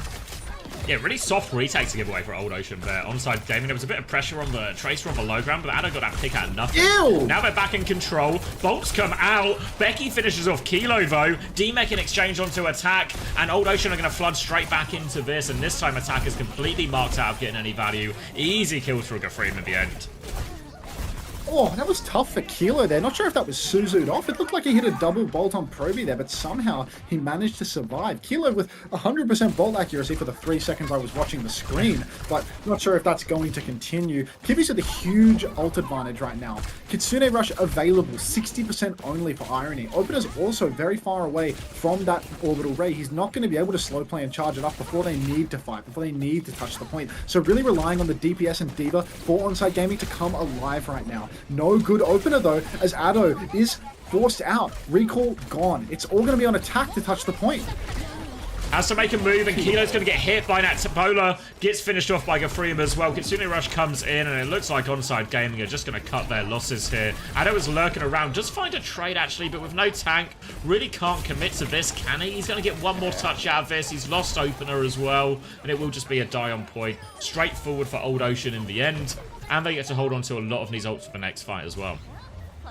Old Ocean don't even need the Life Weaver to win it anymore. They can just play Juno Kiri and make it work. I thought that Attack was honestly going to find more value with the Diva swap. I thought I'd be seeing him shifting on and just killing Juno fight after fight. But looks like apparently the old dog, you know, he knows a couple of tricks. He knows how to give Attack the slip, maybe play incredibly far away from him. And the side fight is not being won right now. Irony and Addo just not getting it done. Kiwi's a one-man army. Now we've got Becky coming in from the side. Clip onto Kilo, clip onto Opener, but no kills converted. Downpour comes out from Gafreem though, and here come those kills. Down goes Kilo, down goes Opener. But the trades are good. Attack pops the bomb to get back into the suit. Point is open, but nobody's touching it right now. Becky now has no recall. It's a 3 versus 3. No way will the flip be given here for free. Attack shifts up, but I don't think he has much healing available to him right now. Point touch starts from Addo, but Becky's marking it off rip. No, he challenged it already, forces recall out of Addo. They have cleared and sort of shepherded Old Ocean to the point. Now the Kitsune Rush from Irony to chase these kills. Fighting back instead. It's a right over the top as well. Double support so invested here from Onside Game if they really want to win this. But where are the kills? There's still a light touch from Becky as well. They've had to spurn both support ults just to get the flip here. Huge swing in the ult economy for Old Ocean, even though they concede the point. The only thing better than using your Kitsune Rush on a hazard that has shift is to then use your Orbital Ray on that same hazard in the hopes that his shift disappears from his keyboard. Addo's going to go down now as the swing comes back in for Old Ocean. Opener dies on the coast as well. And even if Onside Gaming got that flip, it's bittersweet because some 30-40% later, they are just going to lose it. No ult value at all from the Onside Gaming supports, and Old Ocean are right back in this one. Batsucks, thank you very much for the resub. Welcome back. They're also going to be able to snowball this into a support ult advantage as well. Kivas has this Kitsune Rush ready to go. Onside Gaming have a whole lot of nothing, and now they don't even have a Kiriko. Kivas has been dominant on these side fights so far for Old Ocean. Been a key part of their early success here on Surabasa. And Onside Gaming, they're going to have to concede a little bit more space. They need to avoid having a late D-Mech here as well. Attack down to half HP, even lower. Sliver of HP, Matrix is all about. Suzu comes through onto the high ground, still 1 HP, full pocket coming through for Attack. Attack has lived, and Addo is sneaking the point here. He has a pulse bomb too. Will get cleared out by the supports, but now this allows Onside Gaming a bit of space to work with. Oh, all of the supports peeling back to the point. I thought Gafreem might get caught out there, but no. Attack's worked his way in. He's on top of Rujay Hong, but the Kitsune Rush comes out and the peel is good. Becky catches Kilo on the side. A little bit too far away from his supports. Isolated. Kivis takes down Irony as well. Kivis is a demon on the Kiriko. Absolute headshot machine. Feels like they just can't compete with this guy. He takes down Opie as well. Is there anyone he can't kill? No, a really good clean fight. A late post-bomb trade from Addo, but he's got so much more work to do to even give himself. Yeah, he needs about 4 more pulse bombs to get himself out of this one. Can't do it. 2-round lead for Old Ocean. And even though Onside Gaming, it was a good back cap by Addo to pull Old Ocean out so they can retake. But once they got to that fight on point, they had no choice to take it, but they didn't have the ults to back it up because they pissed away that double support ult in the fight prior. Or, well, right at the start of that point E. We'll move over to point C now. Old Ocean now 1 round away from closing out this series. They'll have Hazard, they'll have the Downpour and Beret to do it with here. Again, Onside Gaming a little bit light on the ult side of things. Opener is in trouble in the back as well. Becky is harassing, looking for more. Attackers come back to Peel this time. Has managed to stabilize, but now Gafreem can walk forward. Downpour option available. The slash does all the damage. They take down Kilo. It's a ray from the front. There's a bomb there, Gafreem. He goes over the top. And they will be able to kill Attack and demech him one more time after this. A convincing raid push from Old Ocean. Addo is genuinely the king of the 1 versus 5 trade. He's always good for 1, but now Attack has popped the bomb, not shifted off for the reset, and staggered himself aggressively. An absolute disaster. First you waste your bomb, then you try to get out and just give it away. That's half a fight lost for Onside Gaming. By the time Attack has made these swaps, they're going to be closing on last fight territory, and Guthrium has the Downpour for Opener's Ray, for Irony's Kitsune Rush. Not great looks. Pulse from Becky in the back, and there's no Suzu. Kilo's up in the sky. Last fight, rapidly closing in. A double bolt onto Opener, and down he goes. Addo, it's time to run away behind the enemy team and hide. Irony's with him. If they can catch Irony, could be curtains already. Recall forced. What's happening for Onside right now? Yeah, Addo is on the run. He nearly has a pulse bomb, but he's under so much pressure right now. Could be dying very late. They know he's on coast right now. He's still trying to blink away. Can't get out. Incredibly late death. The rest of Onside Gaming are here, but it's a 5v4 if they take the fight right now. They only have 20% to work with. Nothing used yet. Attack's going to die for nothing. They're just about to have double support, so it's going to be a disaster. An important trade from Kilo gives him a bit of a chance. But Irony, he might have to Kitsune Rush just to touch him. But Bonus going to connect onto the Freya, actually. No touch, though. It doesn't matter. What was Irony? Irony just had to move. I mean, it was going to be tough. But the late kill on the Tracer means all of it just falls apart. It appears that Irony has cement in his shoes, or perhaps he's on some sort of rail that can only move A and D, but no W included, so he could not walk onto the point, just because he didn't feel like it from the looks of it at the end there. Thought somebody else had that touch. He was on Tracer in this situation, Cinnabar. But, you know, does it matter?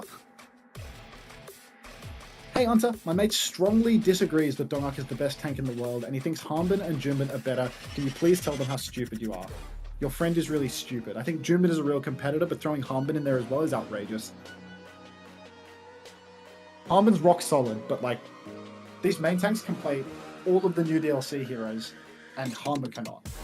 Hanbin has it, Hanbin Ball, Hanbin Winston, like, they ain't got that. And then Junbin can square up with Hanbin on Orisa. Dark can square up with Hanbin on Orisa. Those guys can play Ball and Winston on top of the majority of Hanbin's hero pool.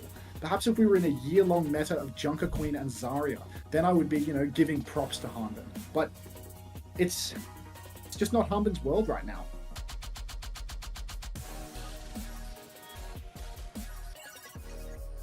All right, I might go grab some food, so I'll be a few minutes. You're in charge. Okay. I might go for a controversial 10 AM red Thai curry. Are you taking a piss? Well, I've got some leftover. I had red Thai curry last night. I've got some leftover red Thai curry. I woke up late, so I've not made breakfast. Okay, no, I thought it was like I am ordering a red Thai curry. Oh no, no! You know? Like, I made red Thai this curry. Was like I made last night leftovers. Leftover red Thai curry would have been, yeah. I thought this was a hot off the presses red Thai curry. I'm not hitting like the Thai players. I know you guys have just opened, but I need a red Thai curry stat. I feel like you'd have to pre-order that. I feel like most Thai shops are not open at 10 in the morning. Yeah, I was gonna say they're like in the middle of their prep for the day, and some guy just pulls them up on the blower, you know, 3 hours before opening, and is like, "I need it right now." I'll pay extra if you can get it to me right now. I know you're not open for another few hours, but I really need this red Thai curry. 네, 오늘의 첫 번째 경기 올드오션이 시원하게 승리를 가져갑니다. 승리 축하드립니다. 감사합니다. Alright. How much Scrandal can 네, one 오늘 man 승리 너무 play? 축하드립니다. 자, 오늘의 POTM은 백기 선수가 I need a new 차지하게 in-queue 됐는데요. activity that isn't 3대 watching 1로 YouTube chat 두 room. 번째 Can you 승리를 help me out? 따냈습니다. 자, 온사이드 게이밍 입장에서는 Because I can't 팀이 keep 좀 doing 아닌 this. I'm 팀을 so sick of Scrandal 만났다라고 already. 살짝 방심한 것 같은데 올드오션 팀, 강팀 Marbles 반열 maybe? 살짝 Grow up. 넘나들고 No, it's not 있어요. time to 오늘 play. 소감 It's not 들어볼까요? time to play. 일단 이겨서 Porn is not a 기분 viable 매우 activity 좋고요. in this situation. 근데 일단 If I was 저희가 going to jerk 강팀인 거 off, I'd have to leave you with 같고요. Xavier and walk off camera. I can't do that. No, we're not doing ethno 그래도 guesser. 좀 저희 강팀인데 3대1로 진 거는 약간 조금 아쉽긴 해요. 이야, Wanna 이제는 dog. 1점 내준 거 너무 아쉽다라고 Stadium? 발언할 정도로 우리 강팀이다라고 Pirates? 자신 있게 말씀해 Is 주셨습니다. Pirate live? I 자, could steal 한 Pirates 몸처럼 content. 팀합이 정말 돋보인 경기가 Who's 아니었나 live right 싶어요. 점점 성장세가 Manor X is 가팔라지고 live. 있는데 저번에 Avast is live. We could watch a 패배도 Titan. 어떤 Let's see what the 부분을 Titan's 보완하려고 doing. 했었나요? 일단 watching the 제 same games that I am. 영폭이 좀 Alright. 좁기도 했고 No, not ethno guesser. 합적으로나 First time ethno 그런 guesser. 시간이 Watch 연습한 Pirate. 시간이 그렇게 오래 되진 Oh god, is 않았다 his music going to get 보니까 me copyright strike? 좀 아쉬웠는데 It's 저희들끼리 no fun watching Pirate 뭐, without sound. 스크림 같은 거 연습 다 Thoughts on 끝나고 America discontinuing the penny? 영상 같이 Long 보면서 피드백을 서로 Long overdue. 해준다든지 Great question as well. 그리고 개인적으로도 Make a food tier list? No. 연습량이 Rank jerk 많이 mate? 는 것 같아요 No. 전보다. 그래서 네, Rock 그런 거 pirate? 그렇게 보완한 것 같습니다. Look at his 정말 record. 수많은 0-0 노력들이 뒤에 mindset. 숨겨져 있기 Or was it 때문에 on screen? 오늘의 You 승리가 can 더 actually see his 값지지 않나 record. 싶습니다. 자, 베키 선수의 Pirate cannot 트레이스 stop 저번 losing. 경기부터 Oh my god. Lost, 서울- lost, draw, lost, lost, lost, lost. 솔직히 본인도 놀랐나요? Wow. See what he's saying. 저번에는 잘 못한 것 같긴 한데 제가 연습량을 좀 늘려서 이제 좀 깨달은 것 같습니다. 깨달음의 I wrote 경지에 cracker, 도달했다라고 so 말씀 it's, 들어봤습니다. being 팀 checked by 내에서는 moms, but- 어떤 이야기가 오갔었나요? 제 칭찬은 딱히 안 하고 그냥 제 죽을 때마다 뭐라 하고 일단 칭찬은 못 들은 것 같아요. 아직 채찍질 중이다. 당근은 언제 주나요? 그러게 말입니다. I 저의 can't listen to 이 him. I can hear the music. Like 노력을 it's gonna 아무도 strike 몰라주는 me. 것 같습니다. 자, 그렇다면 먼저 It hasn't 베키 been 선수가 approved. He's got no mods that want to approve 팀원들에게 this. 노력을 알아주는 His 시간을 only 한번 mod is 가져볼까 Nightbot 하는데요. and stream 팀원들 elements. 하나하나 So, 칭찬하는 that 시간 message is 한번 never getting 가져볼게요. 오늘 키비스 선수 방울 정말 잘 쓰지 않았나요? He just has Gucci 그것도 그렇고 playing Hanzo on his team on 이 Runasapi. 친구가 에임이 너무 좋은 Gucci, 것 what are you 같아요. doing? 상대로 에임. 만났을 때도 벽을 느꼈습니다. Pirates using the slingshot 키 method. 선수가 It's very 벽을 effective. 느낄 정도 Trust. And you 에임을 have to see 보여주고 slingshot 있는 theory 키비스 actually 선수고요. work. 구름 선수도 팀 내에서 중심 딱 Who else do 잡았죠. we have in here? 그 Yeah, 친구는 freeze playing rivals. 제가 We could check this out. 잘 못한다 생각했었는데 네. 같은 팀 하기 전에는 네, 네. 해보니까 너무 든든합니다 이제는. 이제 너무 든든한 우리 구름 You 선수 see one? 그리고 프로비 선수의 플레이 아주 좋고요. 류재용 선수의 위버, Um, 준호까지 가까운 사나이. 어떻게 Defran, probably 평가하시나요? being positive. 솔직히 작년에는 재용이 형이 좀 He's 영폭이나 laughing. 실력이나 He's 좀 maniacally 많이 laughing. 다운돼 있긴 했었는데 이제는 엄청 Byron, 진심처럼 the co-streaming this. He 프로게이머처럼 always 연습을 co-streams. 하다 보니까 His coach been 다른 bang. 팀 힐러에 비해서 딱히 모자란 게 없는 것 같아요. What's yours on 너무 up to? 존경합니다. 사랑해요. 또 24/7. 새로운 냉철함이 Is this a rerun? 나왔습니다. 우리 백기 선수 굉장히 냉철했고요. Is he 자, on the 그리고 rerun 오늘 meta? 유니폼에 버프도 있었을 듯 싶어요. 네 Chosen? 맞죠. Watch the 오늘 BBL 기도 Baptiste for a minute. 매니저님, 기도 코치님께서 수줍게 자랑하셨는데 백기 선수가 This guy's fucked 한번 with 자랑 좀 해주세요. 일단 올드오션 바다니까 뭔가 파란색 해서 바다 같은 느낌을 I 줬고요. don't think he 네. streams anymore. Always VODs. He has 그리고 400 views for 재용이 his VOD stream. 루나티카이 레전드잖아요. His account name is 어, Chosempic. 하얀색 He calls himself 파란색 the 이용해서 BBL Baptiste. 약간 루나티카이 유니폼 느낌도 주는 그런 느낌입니다. 네, 그렇다고 합니다. 자, 그리고 마지막으로 watch some 팬분들께 Arjun? 말씀 부탁드립니다. He streams in Arabic, 항상 so 응원해 주셔서 너무 감사드리고 앞으로 남은 경기 다 이겨 드릴 테니까 응원 열심히 해주세요. 감사합니다. 이야, 팬분들 앞으로의 남은 경기 모두 다 한번 오셔야겠는데요. 자, 이렇게 올드오션 팀의 백기 선수와 인터뷰는 onside 여기서 West and 마무리하도록 Vesta? 하고요. 저희는 다음 경기 have A지죠. Onside and Vesta 폰의 played 경기로 each other 돌아올게요. already? How do I see the matches? Tournaments, Korea, regular season.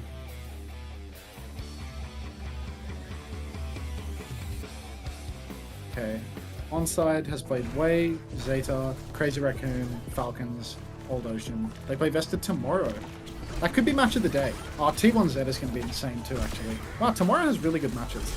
Why do they have to put all the good matches before my match? So I'm just like obliged to watch them and then sleep fuck on match day. Not a fan of that. What time do I have to get up on match day? Let's have a look. Ooh, little 4 a.m. start on match day. So that's going to be brilliant. Yeah, that's going to be fantastic. Yeah, but these first two matches are insane. And even Old Ocean vs Falcons is fun because Old Ocean always has a close match somehow. Actually, just a content farm team. Like Rujay Hong not losing. Like openers turned out to be the team that's full of washed idiots. Broadcoms without Stalker. They literally lost with Stalker last week. I think it's funny that now that they have another DPS player, suddenly Proper and Merit, not Proper and Merit, Proper and Stalker both suddenly have these condition issues and can't play, you know?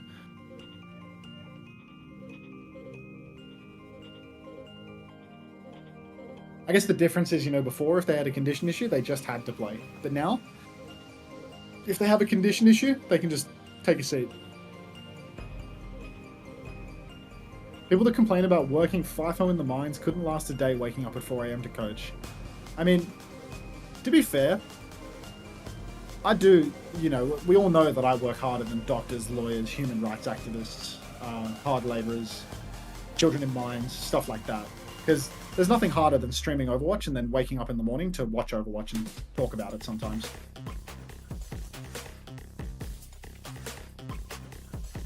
Merritt will do anything to keep his playtime on Freya. Every week, he will spawn an illness for one of his players. It's final fight, it's 99 to 99. The BBL Baptiste is giving backshots to an Orisa through a window, but she has Surge and Fort, and they lose. Unless, pause. Pause. There is no pause. Fuck. We lost. That was Pirate Sam. He's in the game again. I can't hear any music. He's lost first fight. I'm back. If people were paid as much as they work, Unter would have more money than Elon. It's so real, that sucks. All I do is work. He's a workaholic. Real workaholic. Right, red tie curry check. You see chat? Oh, he's showing his red tie curry. Let's check this out. Hold it for a while. Keep holding it. Holding it. Oh, looks class. Wait, no, my webcam isn't even covering it. It's mid.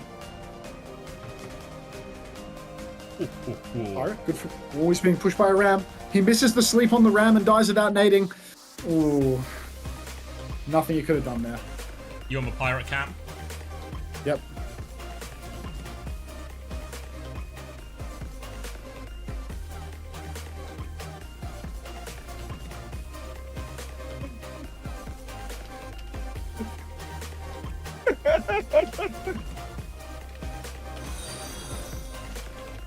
Oh, thank you, Benji Vigenji, for the 11 months.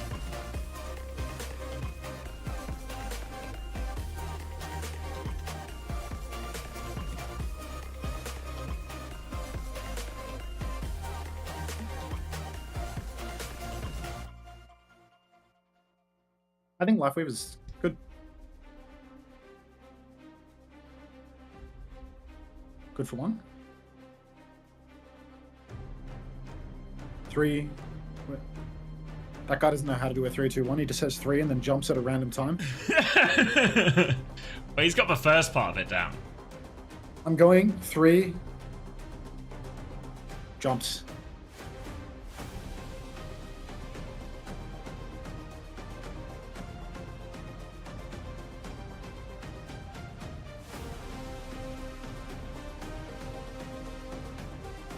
$10 AM Thai curry? Yeah, it's leftovers, Juby. That's for Coke. I had no other food.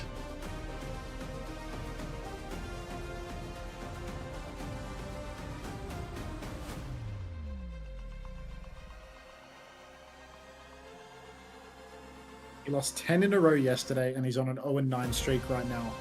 No way. He said Heesang was in my chat last night. There's no way he's getting baited by the fake Heesang.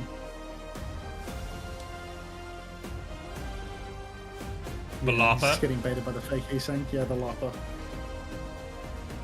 No, I can't. Who are you rooting for to win the NBA championship? I don't know, ball. A pirate. No. That's a 5v3. No.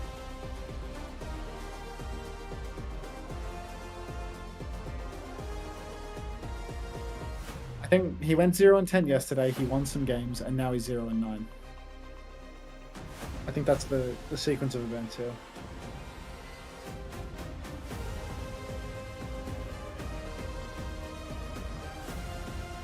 If All Gaming Global wins 3-0 against Falcons, I'm paying all my people for my OOL team $20. These $20 bets are insane because, you know, this guy was doing $20 with his softball team as well, right? Start with Hawk. Wait, Champion Series players? Oh heavens. This is the Overwatch Champion Series guesser? Okay, sugar-free. He's a North American DPS player. It's 0. It's Rocket. They're on Timeless. It's Chopper. What? Oh wait, I'll run everything, right? Okay, Overwatch League Season 6. Hawk. Oh, swing and a miss. Asia Division. What team was... Oh god, I don't even know the divisions in this year in Season 6 because... It'd tell if you use the question mark, it will tell you the divisions. It's skewed. I think it's a question mark at least. A Korean Eastern Division player that is playing DPS. Question mark. Eastern Division, Dallas Fuel, Guangzhou Charge, Hangzhou Spark. Okay, wait, Shanghai Dragons was Eastern Season 6? Oh yeah, because they had the Ultra Com roster actually, right? Yeah. Did they have Fletter in Season 6? No. Was it? I don't know when he was playing Tank. Or was that Season 5? Someone has guessed Edison. Let's see if it's okay. You've one-tapped that or you've cheated. One of the two, but Edison works. I gotta not read the chat in this one. It could just ruin me. All right, Season 5, Hawk, an American West player. That's not a tank. We didn't have an American DPS player. Hydron. Dante was a tank player. Hydron, good shout. Could be one of those guys. Not a Florida Mayhem player. Speedily.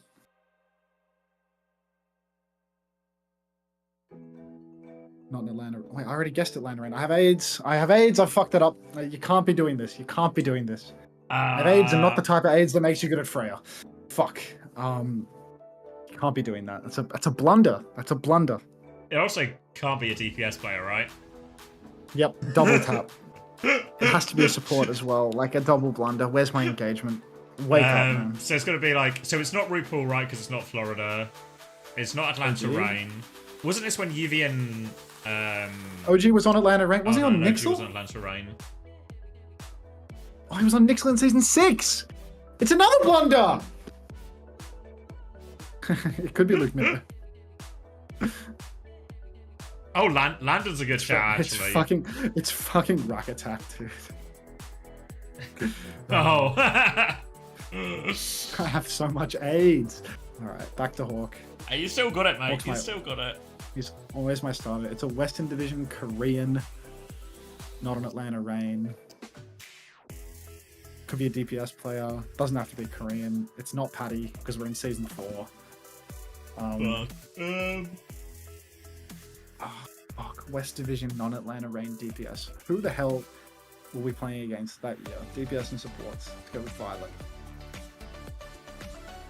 They're Korean. They're not Shock. They're not support. They're a DPS player. They're not on Shock. Let's look at the teams. That will refresh my memory. Who was in it? I guess Boston. Us.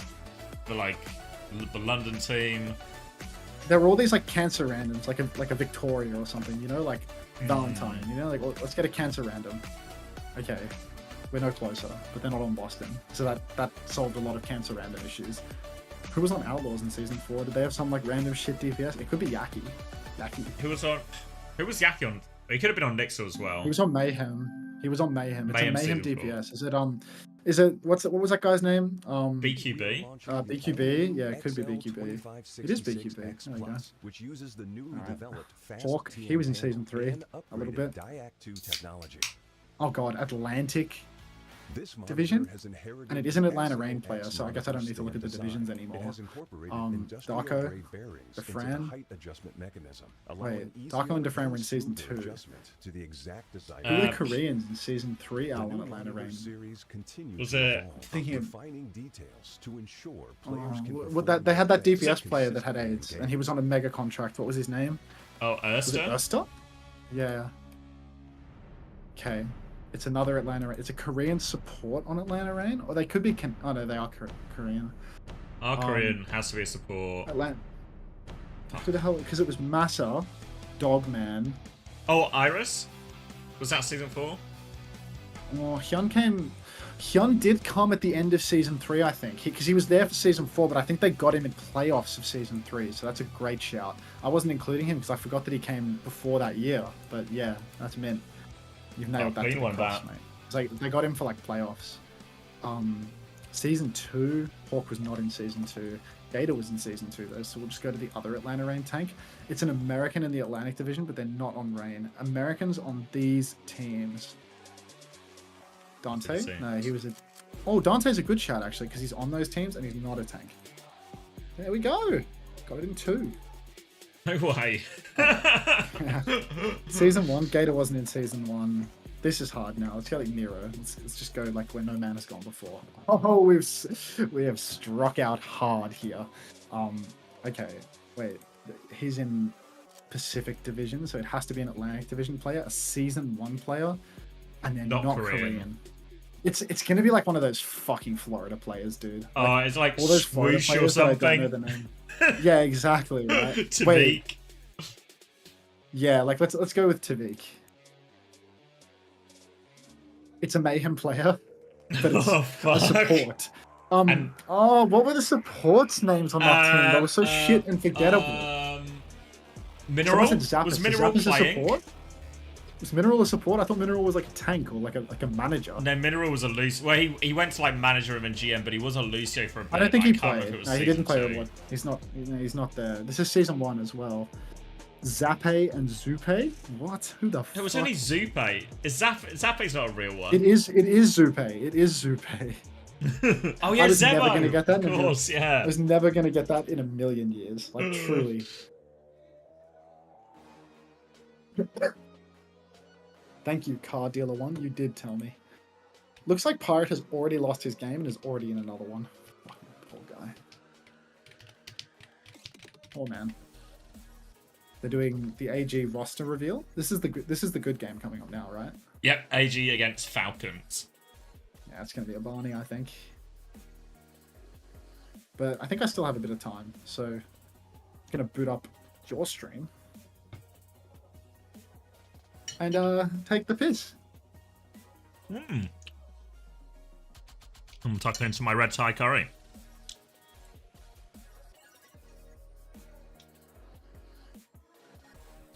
Someone in the starting roster, if that influences people's predictions.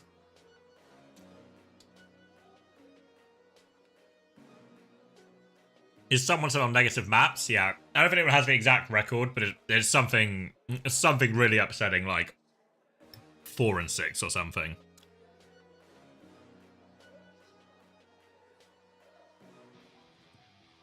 Yeah, for those who don't know, Stalker's having some wrist issues, so won't be available this week either.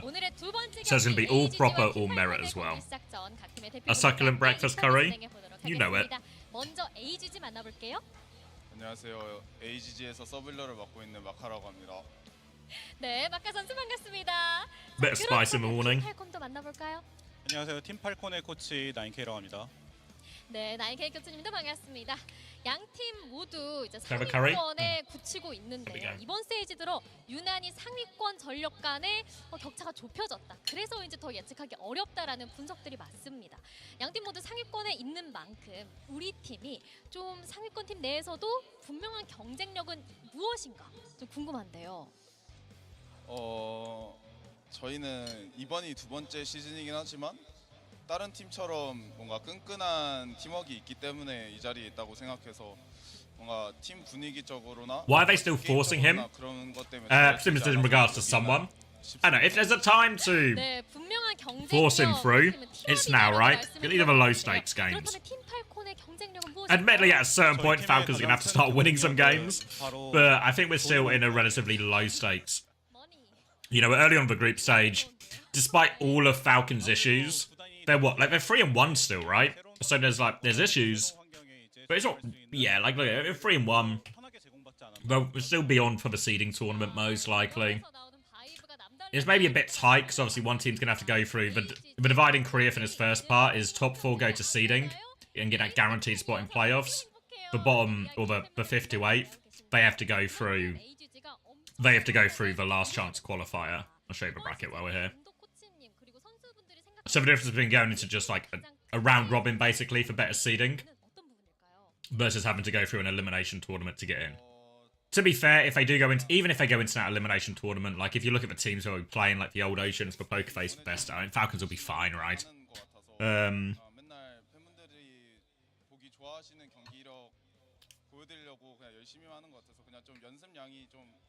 Yeah, so I think, as much as it might be painful if you're a Falcons fan to watch some of these someone maps, this is the time. This is the time to figure it out.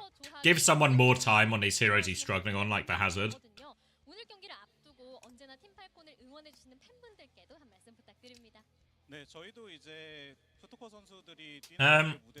I don't think we've seen bans yet, but I would presume the seeding carries over from a previous tournament, so Falcon should get first ban, or first choice of ban. 그래서 항상 현장에 와주셨고 온라인으로 항상 응원해주신 분들 전부 다 감사드립니다. 이렇게 또 팬분들을 생각하는 마음이 남다른 팀팔콘입니다. 자, 그리고 AGG 유니폼이 새로 생겼어요. 이야. Yes, to Korean Korean fantasy. For stage 3. That's the aim. 저희 팀 스폰서가 이제 중국 쪽이라서 그런가. Imagine if we had fantasy for this stage and you bought someone thinking Falcons were going to dominate.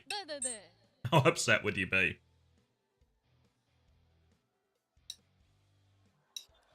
이렇게 입으면 기분이 좋거든요. 라는 포즈를 이렇게 마지막으로 만나봤습니다. 역시나 팬사롱과 팬서비스 같은 Could have bought a spoon as well for the last bit in this sauce. 인터뷰 나눠봤고요. 저희는 맵 세트 확인하러 가보시죠.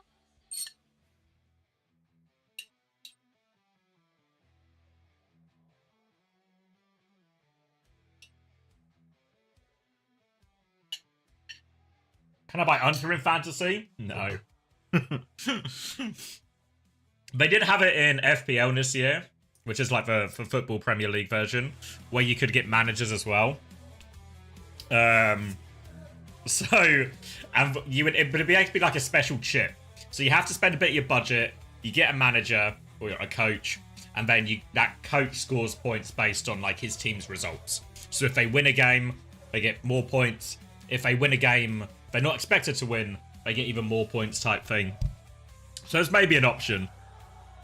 I feel like people would enjoy it, right? How we get stats for Korea? We're going to use the Overwatch Analytics account. If people know that Twitter account, we'll get the data from them.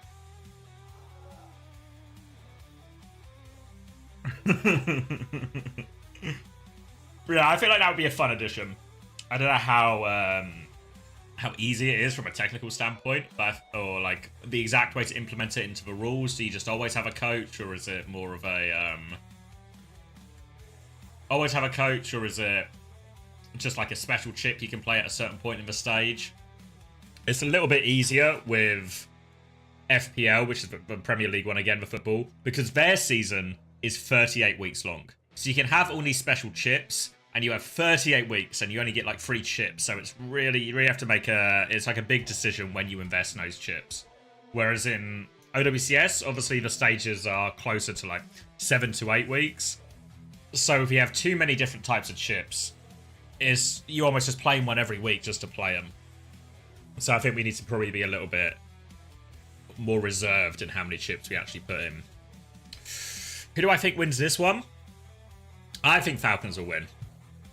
I think both of these teams have, like, Gamers Global have been so up and down in all of this. I don't think it's a clean one from Falcons by any means. Hey, Kuma. Hi, Mom. Thank you for the 15 months. No, Pepe is on a... I forget the name. It's on a Pacific team now. Someone in chat will remember the name.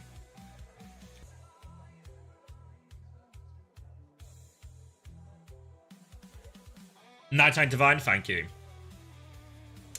Yeah, they are 4-0, but they also had... who was it? Was it Old Ocean they had the absolute dogfight against? Yeah, here we go. They should have lost in this series. Should have lost in this series. He's on Zis's team. There it is. I'm not looking for that one. Falcons changed players. Yeah, they have... If you don't know, they've got someone and Merit now. Which seems like a huge upgrade, but it's really not translated into that at all. In terms of their results. So it is really Falcons trying to get their shit together is still the stage of we're at with Falcons. Yeah, I mean, I think the nice thing about having Hambin is he's just good for it, right?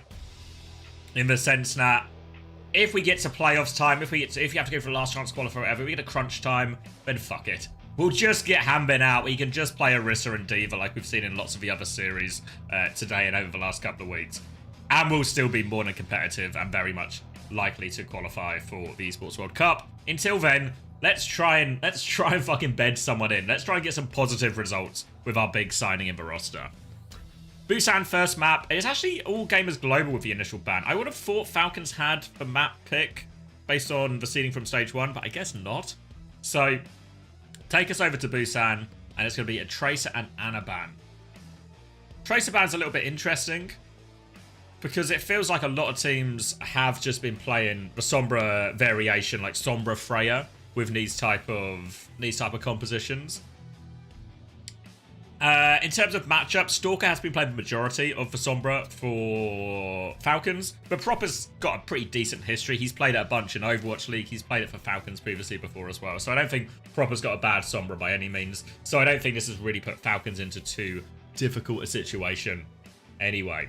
The Ana ban on the flip side of this, I think that's a pretty good ban from Falcons, right? We're going to Busan, so we're going to play Downtown, which is very much a dive map. We're going to play Sanctuary, which is a great map for something like Anakiri, a comp that is really the best comp for all gamers. I'm just going to start calling them AG. For AG's backline. So they take away the Ana, so they can maybe play like the Juno Kiri version, but I think Falcons are probably more comfortable in the Juno Kiri version because they can do Fielder Kiri, Chio Juno. Whereas when Falcons do the Anakiri version and it's Fielder Ana, obviously more than fine, but Chio Kiri, in that matchup against Lee Soo-min, Lee Soo-min does have the edge there. So I think really, really good second ban from Falcons takes away one of the more scary backlines that they can deal with. So yeah, I'd probably go, just on the bans alone, I'd give Falcons the edge right now.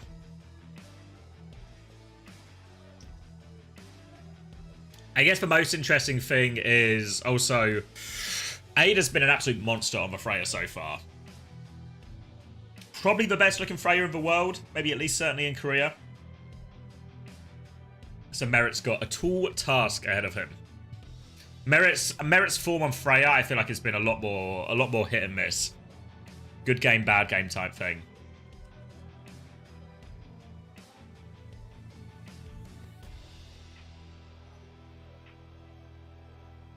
Proper Sombra is horrid. Actually, so is Stalker's. I think Stalker has the best Sombra right now. Maybe like you don't see Lip play it that much, so maybe if Lip was playing it more consistently, it would obviously just be Lip.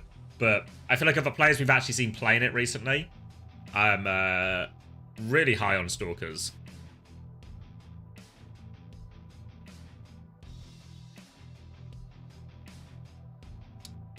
Got my lunch break. How did Old Ocean do? Very well. Very well. 3-1 victory for them in the end. And the only map they lost was one where they subbed in Minute.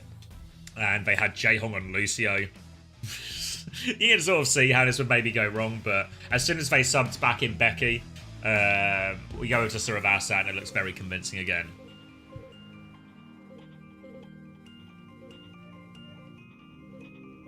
Oh, are we some kind of technical issue? We're going to have a 10-minute break.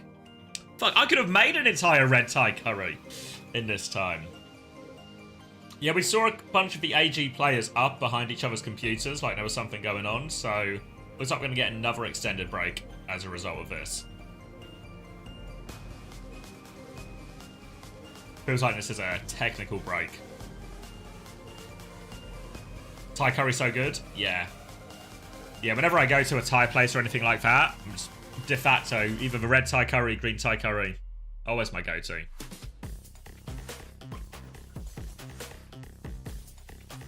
Can I make you one? Yeah, sure, why not?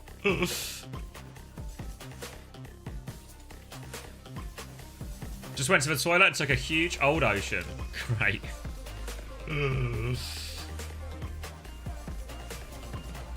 Lip New Sombra overrated. I just feel like we haven't seen him play it that much, right? Like if I go back to...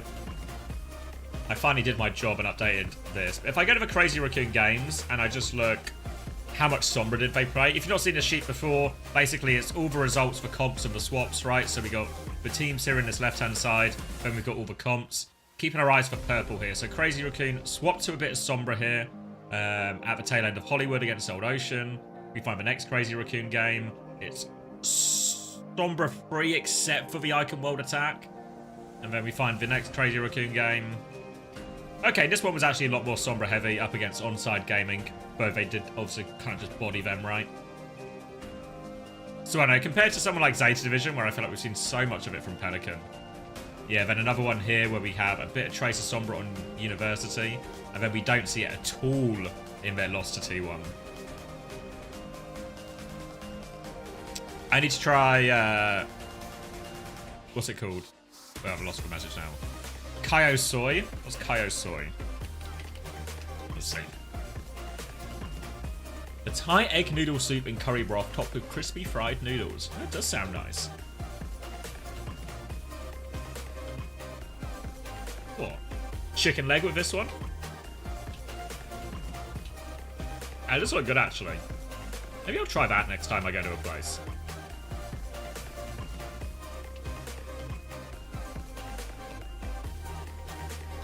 Add zapping not. Yeah, I'm not always that big into Thai food. I normally just default to the curry, but my fiance is a big fan. She always wants to go to Zap or order to Zap. And I'm always vetoing it in favor of something else. So maybe I'll try that next time. My fiance will actually be buzzing if we're allowed to get Zap.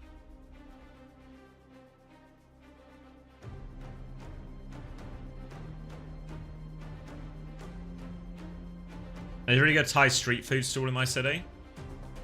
I get a TF2 game going. I've actually been playing a bunch of TF2 lately. Patchy form, though.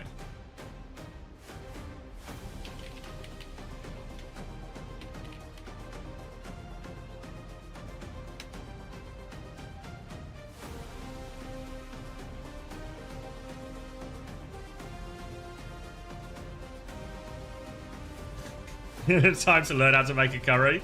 I can make a curry. I really only make Indian curries. Like Chow Frazy is normally my go-to one for when I make at home. Done it a few times. Maybe I'll make it for Max when he comes. Depends who we're feeding. It's like the day before we leave for the wedding, there's a bunch of people maybe staying here. So we'll probably need to do some kind of dinner. So I need to figure out what I want to cook.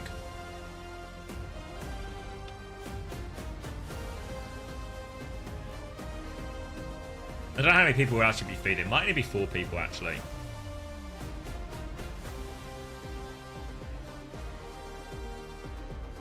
Cooking stream when? I'd have to do it off my phone, which I feel like I'd be a bit scuffed.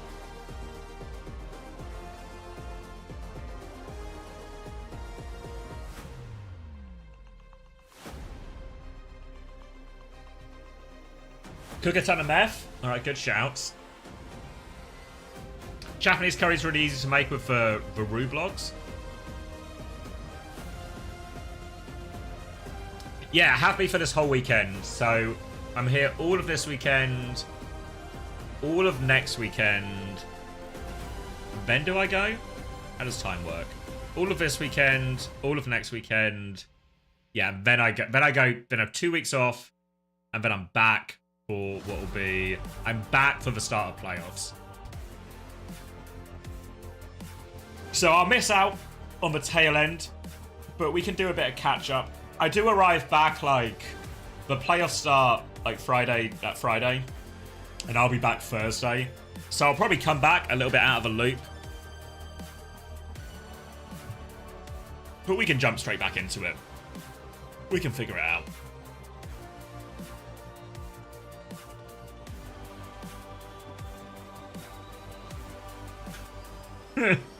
Should drop the Overwatch stuff altogether and just become a curry chef. Okay, yeah. All I know is curry, Thai curry, Japanese curry, all the different cultures under curry. Yeah. Why not just co-stream on holiday? No, that's not what I want to be spending my time on holiday doing.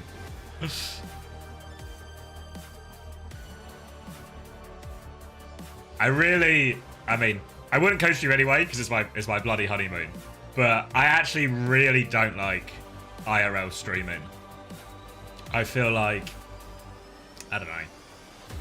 You get a lot of, I guess, like, funny moments, but the whole thing just feels a little bit like you're just ambushing people with a live stream, you know?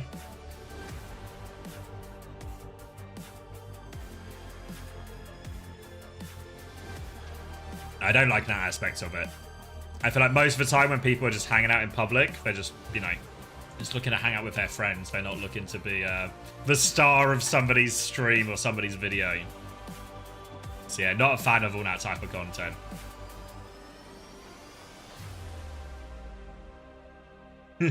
What if there's a funny cliff or an epic moment? Clean feed chat? I mean, you'd have to ask Rack about that. I'd never leak for clean feed.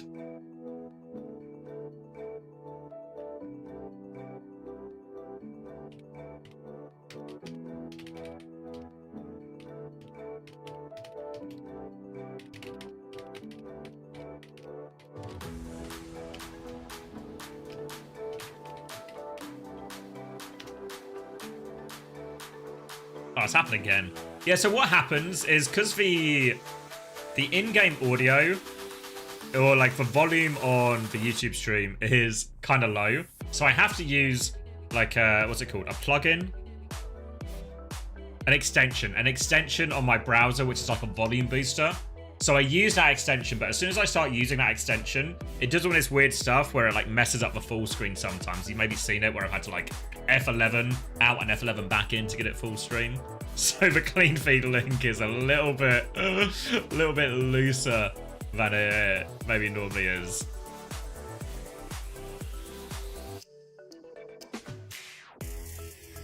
Oh, basketball chat in the YouTube chat. I don't really follow basketball.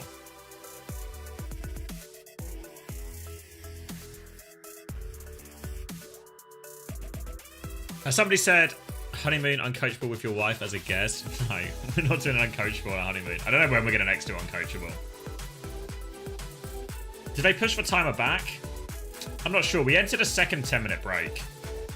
But it feels like we're quite deep into that as well. Thank you, Hoj, as well, for the 13 months. Yeah, was it really only 4 minutes we were dealing with? I push it back again.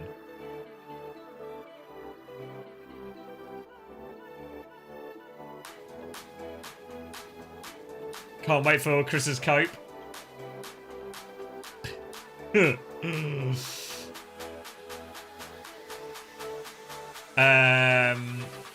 I think we're going to see a slightly different look from TU this week.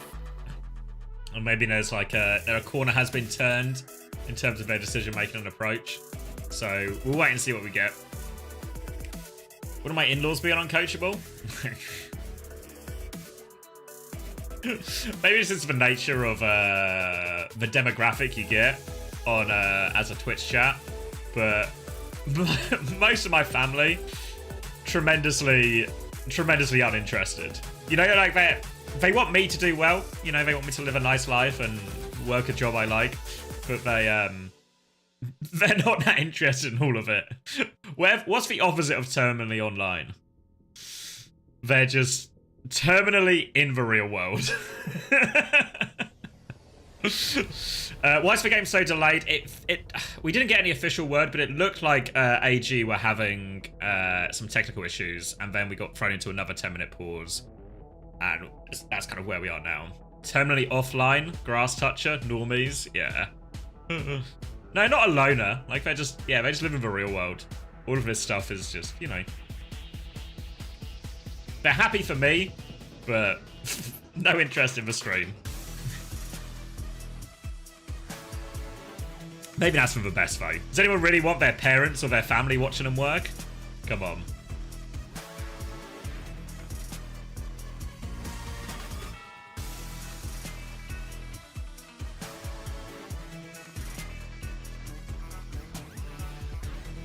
No, Drilly, no.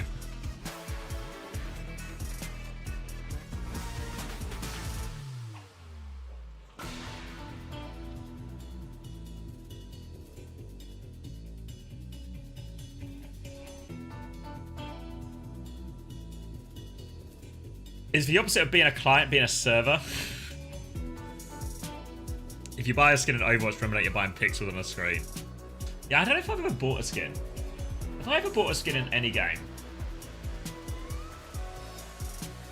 I mean, I've probably bought a skin. In my head, what I really mean is, have I ever paid money for a skin in a game? Like, obviously, I've collected ones through in-game items or in-game currency. I think I've never bought a skin in a game.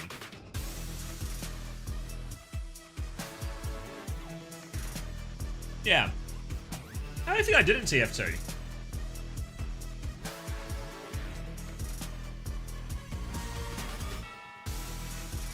Normies buy skins IRL clothes. Battle passes. Yeah, maybe the occasional battle pass, but TF2 didn't have battle passes or stuff like that. I don't think I ever bought one in Overwatch. Maybe like once or twice on Marble Snap when I was playing that really regularly. That's maybe about it.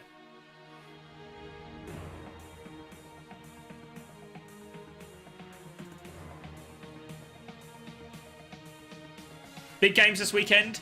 Yes. Yeah, huge games this weekend. EMEA and North America are actually stacked games. I'll bring those up. Where am I going? Here. Here. Where am I going? North America, EMEA. EMEA is like Saturday. Look at this Saturday. Alcacia versus VP. An EMEA classic at this point. Then Genji versus Peps. An absolute relegation decider. Let's knock something onto the floor. Hold on. Oh, okay. And then Frost Tales versus Quick, Battle of the Relegations, then TU versus TM. Great week in the EMEA. And then North America is going to be kind of similar, where Saturday is outrageous. GK versus SSG and Team Liquid versus Nightmare. And then Sunday becomes like the scrap day. The Ducks versus Supernova, two newly promoted teams. And then Extinction versus Sakura as well. So, yeah, actually great games in EMEA. Korea's going to be alright as well. We've got a similar thing. We've got T1 and Zeta tomorrow. Then we've got Crazy Raccoon and All Gamers Global on Sunday as well. So, Korea's got the same kind of thing where we get like a pretty headline game every day. Any scrim bucks? No, not really. I've been a bit out of touch this week.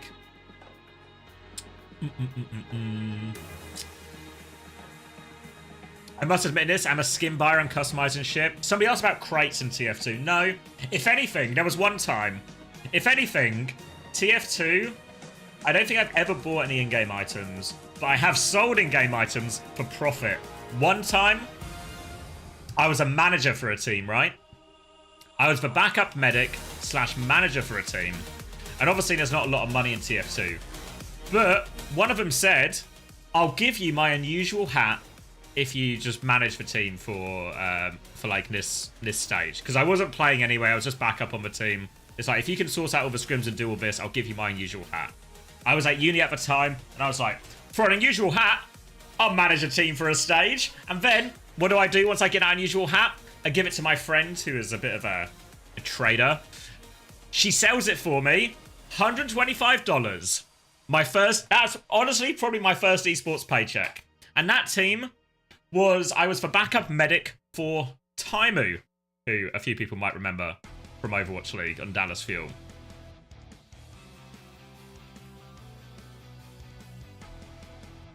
Yeah, I think I was paid with a pixel hat for my first one. I mean, booking scrims is so easy as well, so it was an absolute piss take. I did nothing. Book some scrims for a few weeks and get $125. And when I'm like a poor uni student as well, that $125 went so far. So far, that $125.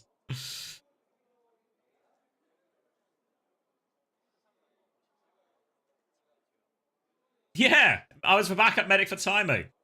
I never had to play any matches for him. Timer was always there for the matches, but I had to just fill in on scrims sometimes if Timer was just fucking doing whatever he's doing.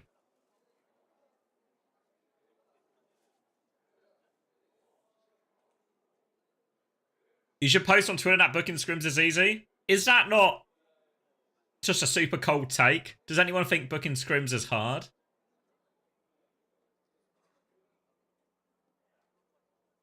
No Weaver from Jaehong, but we did get to see some Jaehong Lucio. He lost the Lucio map. I can't speak my piece here.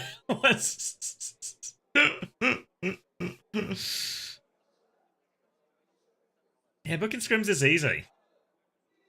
I used to do it on for a bit on Hurricane. Not so much on London. Occasionally I'd do it, but Chris would do all the booking on London. Like in his last 2 years. I did it season 4 actually. Yeah, season 4 with Fisher and Reprise. Well, Reprise for a little bit. I did it. W earnings, thank you. Not hard, but some people make it unnecessarily difficult at times. Yeah, true. The most difficult part about scrim booking is the other people. The actual process, no problem at all. You gotta remember in TF2 as well.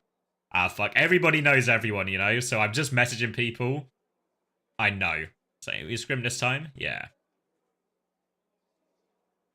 What's happening? Wait, shh. Can you hear? Can you hear that? I hear the background noise of a crowd.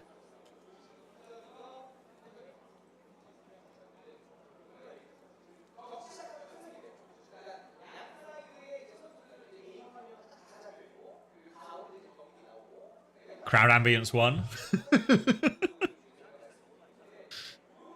What's happening? Should I message Craig? Let's see what's going on.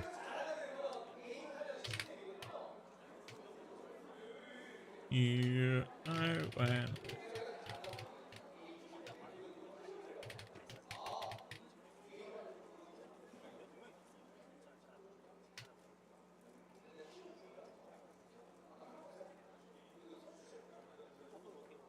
It's free, Amy. I want to sleep. It's a good game as well. The Face-It system's actually made booking scrims easier because you just find teams in your division. Yeah, I know some people would always complain. It was never really a problem at at Contenders or Overwatch League level or obviously OWCS level because you know all the teams you're working with, similar to how it was in TF2. But I know people do always complain about, what would you call it? Like people inflating their fucking scrim ranks essentially. But I guess Face-It makes that a lot harder to do, right? Because you just say, looking for an advanced scrim, looking for an expert scrim, looking for a master scrim. And then if you're not in that, then, yeah. Mainstream has a 19-minute timer. No, it doesn't. I can't believe this person's lying to me. Let's see. Where are we going? Pam? Japan guys are still on. Where's... Oh, YouTube.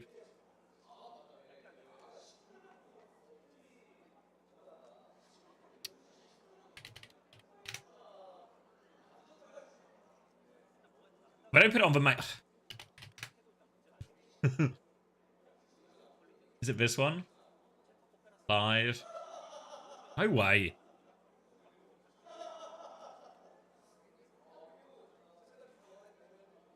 Do they not do it on Twitch at all anymore? I suppose it should just be like an Overwatch Esports Korea.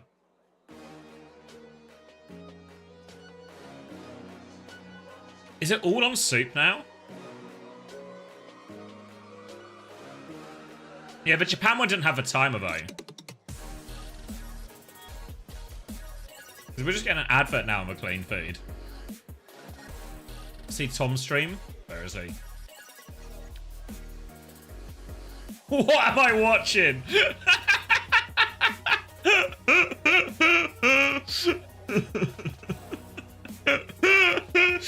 No joke. No joke. When we were in the team house in London, Admiral's screen looked like this at all points in time. Like, there'd be bloody Hearthstone here, a stream here, fucking Discord here. There'd be like 4 things open. Admiral, 1 monitor was all he had. But yeah, we just have all of it. My god. Well, it looks like Tomlin's in the same situation as us.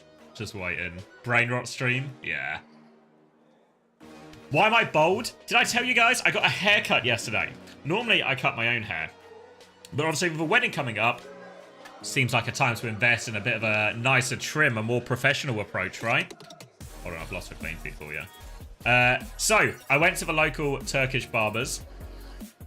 And I gave him a crack, right? I gave him a crack because I was like, I'll have it done now. And then if I don't like it, still a couple of weeks of a wedding, it can grow out and I can either go somewhere else or I can just do it myself. Whatever it might be. Backup options and all that. But honestly, really happy with how it came out. My head has never been so smooth. Like yesterday, it was so bizarre touching my head because they made it so smooth. I got the full bloody Turkish experience as well.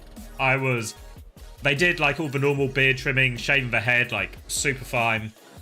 Then trimmed and shaped the beard.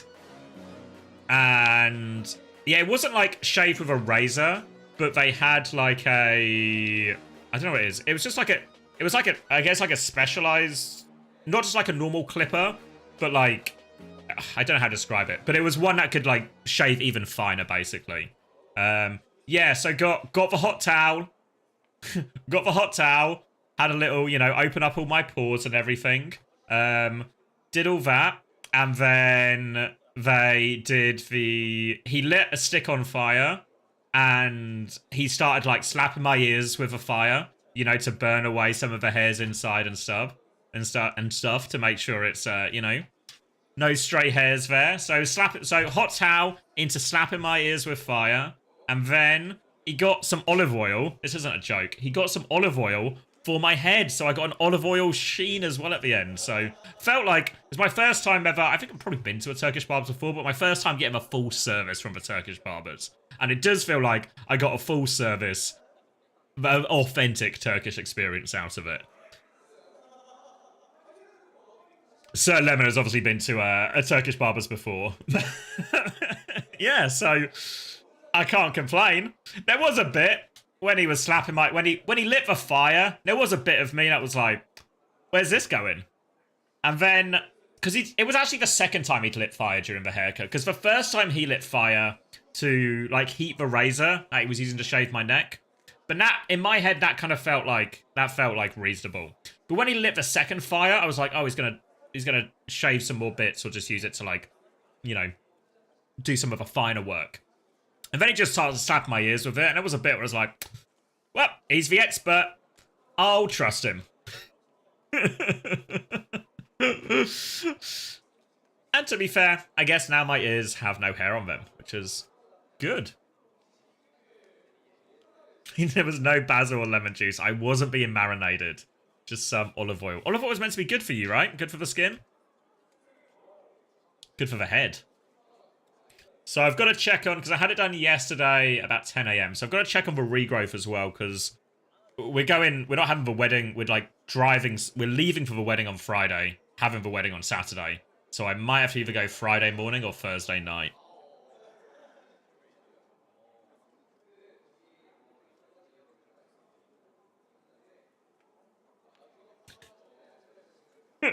They did the fire before the oil, which I think is the key. If they'd done the oil, then the fire, I think at that point it's fair to say I've entered into some kind of Sweeney Todd situation where I'm just being cooked and turned into a pie. But honestly, there was no Turkish Sweeney Todd. I came home safe and sound. When's the wedding? 2 weeks now. Where are we? Yeah, literally 2 weeks and a day. No, we're not even started yet, Warg. We are in a gigantic tech pause.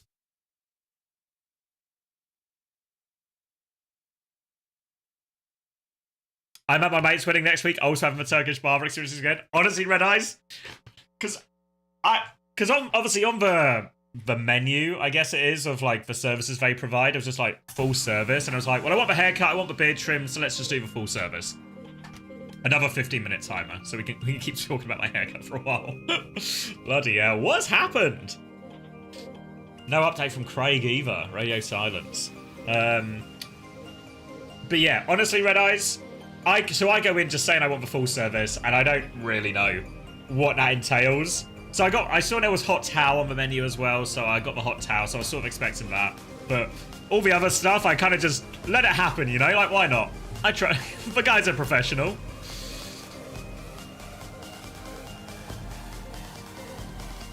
Yeah, good night, Fire Wizard. That's fair. Oh, wait. You know what we should do? You know what we should do? It's been a while.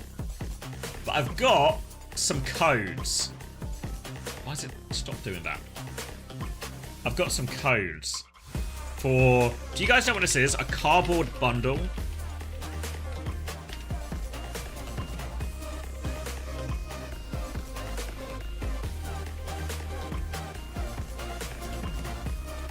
Oh, okay, I get it. You guys want a cardboard bundle? And I guess it's been a while since I've launched my marbles. It's been so long, I can't even say the word anymore. We can get marbles going.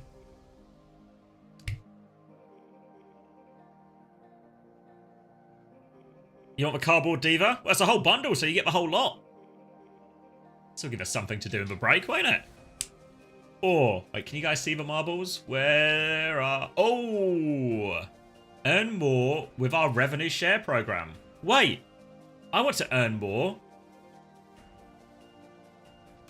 Requirements. 1 of 250 Twitch followers. I have that. 500 TikTok followers. I don't think I have that. But it's just 1 of, right? I've got the followers. Requirements. $1,000 generated via your creator's code. 10%. 5,000 generated for your creator's code. How does it work?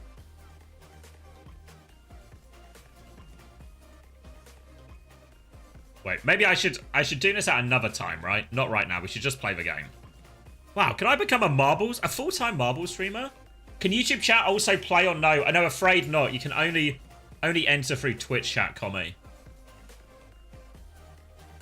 All right. Where are we racing? So yeah, how many cardboard bundles do we have? 1, 2, 3, 4, 5 bundles. We can do a couple. We can do like maybe even 3. What's our timer on? Yeah, 12 minutes. We can do a bunch. We can do a bunch. All right. Should we do a community made race? It's been a while. Good Mad City. 8 for fire. Maybe go 8 for fire. All right. Now, a few of you might have done this before. A few of you might remember how. But if you haven't done it before, all you have to do, !play, if you want to play.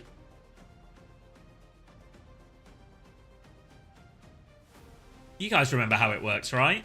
Oh, we're in quite a dark. Ah, some kind of bong. Fuck. Alright. So you're going to roll away down, make the jump, get into the bong, come out of the bong into the neon tunnel, zigzag our way through. And then, oh, get stuck on the end. Then a big old spiral, and our finish line is in here. Alright. Easy then, right? Oh my god, I'm lost. I say easy, I'm stuck.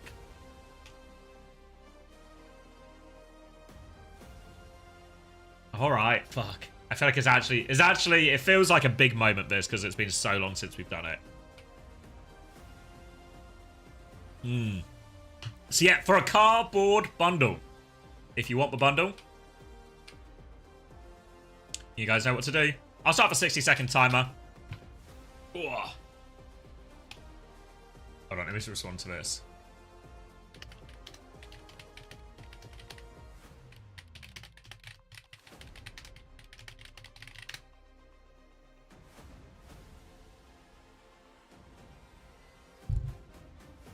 Everyone got their boots?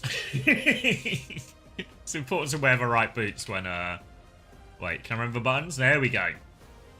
Everyone's name's up. Did everyone see their name? All right, 30 seconds left. Our first time play. Thank you hanging out with Sayori.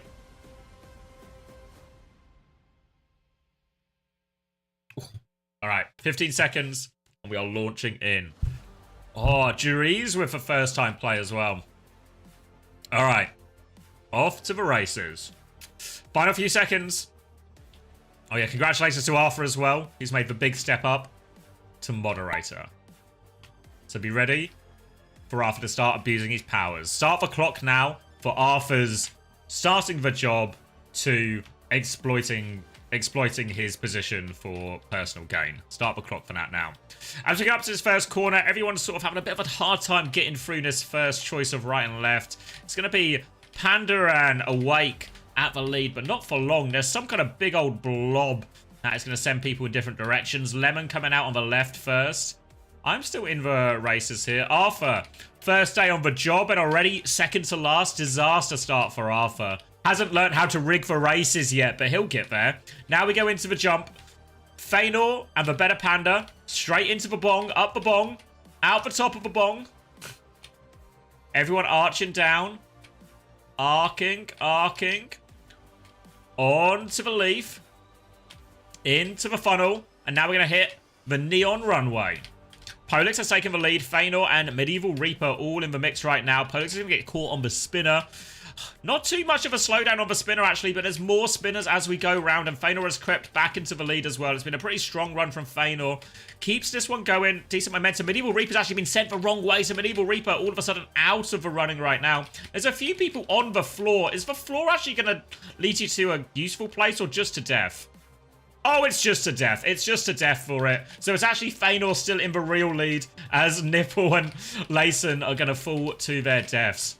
Coming through, Feanor maintains his position. Nels, though, stuck on the spinners. Can anyone overtake? Feanor's got through. Polix with a straight run into this final one. It's a neck-and-neck race. Feanor and Polix. Oh, Polix is stuck on that one, so Feanor maintains the lead. Feanor's had a pretty strong run all the way through. Into the drop. And now, oh, it's a slow spin. Everyone has to take their cart. Remy in a separate cart to Feanor. Then there's a couple of people here, Katz and Nels, in the next car. As they come out this final spin, there wouldn't be any chance for an overtake. Feanor's going to come out now. Then comes Remy. A little bit of a speed boost as they zigzag, swirl their way down. Feanor still in pole position for this one. Remy is hot on their heels, but Feanor, all they need to do, hold the lead. Hold the lead. Swinging down. One final spinner to separate it. Feanor's coming through. Wait, Remy with the overtake at the end. Feanor, it was such a good run. And actually, Feanor's still not finished 6th place for Feanor after all of that.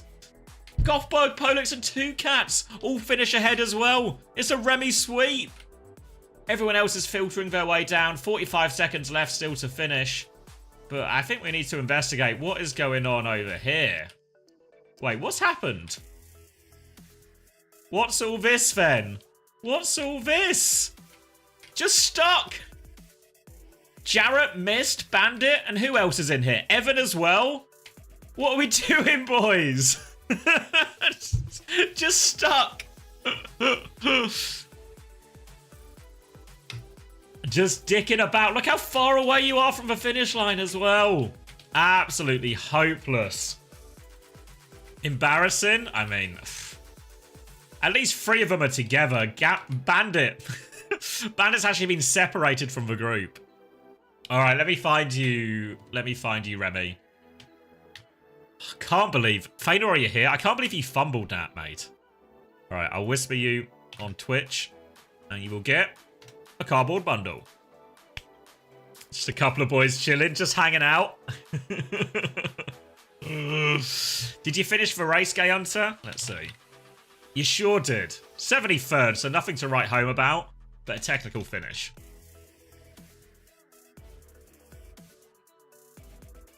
I was convinced you had it, Feanor. Once we got to the final, once you had that like front pod, thought it was yours to lose, you know.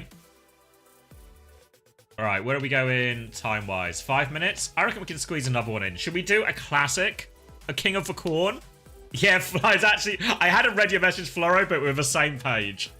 All right, King of the Corn will put 60 seconds on the clock. It's, of course, going to be for another cardboard bundle. So you guys know what to do. Only 60 seconds, so get involved if you want to win that cardboard bundle. Get involved if you want to be King of the Corn. Nice to be king for a day. And the only way to become king for the day is to become King of the Corn. If you've not played King of the Corn before, where have you been? But it's pretty straightforward. Works the same as everything. The only big difficulty is, of course, the sliding finish box, which can trip a few people up. There's also a UFO that abducts people, but you have to be pretty stupid to get abducted. Not many people get abducted. It really just thins out the weakest in society. Kind of a Darwin-esque effect here for anyone who gets abducted. Other than that, it's just a choice between right or left. If you can be the first person out of a cornfield, you'll become King of the Corn, and you'll be in a pretty great position to win the race. All right, 5 seconds left on the clock. Here we go, into the drop. Everyone involved. And we're off. Moss Wizard, bit of an early start. Rowan not looking too shabby either, but it's all about who comes out the door. It's not about the drop, it's about who leaves first. Zero the fastest on one side as the paths are going to cross. Everyone will bump into each other a little bit as Moss Wizard seems to take this early lead on the left. First abduction. Looking for it right now, the UFO. Anyone going to walk into this one? Moss Wizard? Will they get out of it? Looks like everyone's past it, actually. Everyone avoids the first UFO. Steven is having a right old bit of trouble. Wait, Hyper Mega Muffin? What on earth has happened? Whoa, Springboard's coming through. Everyone is flying. It's like Kuma has been abducted as well. Darwin in full effect here. But Heartrender, the opposite end of the Darwin scale here. The strongest, the fittest, the survivor, the King of the Corn. Karma there is actually, this is our previous fastest pace. So Heartrender actually making records pace right now. King of the Corn for Heartrender. And now sliding around this corner. All they have to do, one final bend, one set of bumpers, and then hit the tricky finish. But Heartrender could be on for a sort of stream best here. Takes the speed boost coming around the corner. Look at the time bank. The time that Heartrender has to spare. All about the finish now. Tom is going to go flying off the edge as well. No such luck for Tom. Render, a clean run through. All about the finish. This is generational from Heartrender right now.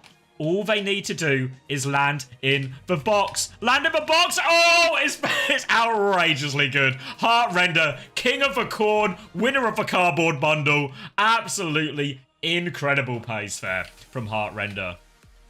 Now another abduction taking place here. Did the UFO get anyone? Is anyone else going to be stricken from the human race? No. A few people riding the jumps. It's actually Miller and Fat Nerdy Dork who close out our top three. A few more people. Lots of people missing here as well.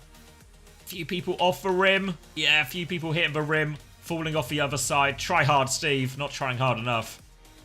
Medieval Reaper off as well. Funky Wolf. Lots of people dying here. Who's at the end? Looks like Luigi might be last. Luigi last. Wait, Luigi on the... Oh, it doesn't even make it in. Not even last. Just last to die. And Heartrender with an absolute generational run. Oh, let me find you. I'll send you this DM. Cardboard bundle for you. I've also got more good news as we take a look at our leaderboard. There was an issue with a player's headset, but they've almost fixed it. And we'll be back after the countdown. So this next countdown is real. So we've given away a couple of codes. We'll scroll down our leaderboard. A lot of people would have died in this one because the finish is so hard.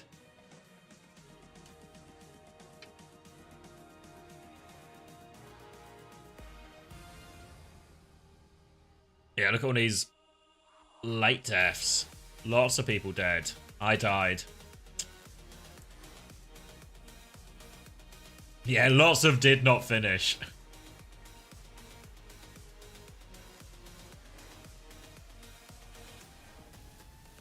Yeah, lots of did not finishes in there. All right, where are we on this countdown, Ben? Oh, 20 seconds? Oh, this might have lined up beautifully. Yeah. Lined up beautifully, unlike my mouth that can't seem to say anything correctly. Right. So let's get out of this. Ooh. Yeah, the Preds have already been and gone because we didn't anticipate the like half an hour odd break. But there we go. We have our 2 champions. The 2 cardboard bundle winners.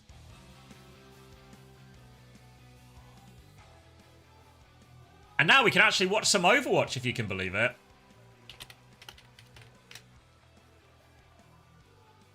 And hopefully this series will be worth the wait.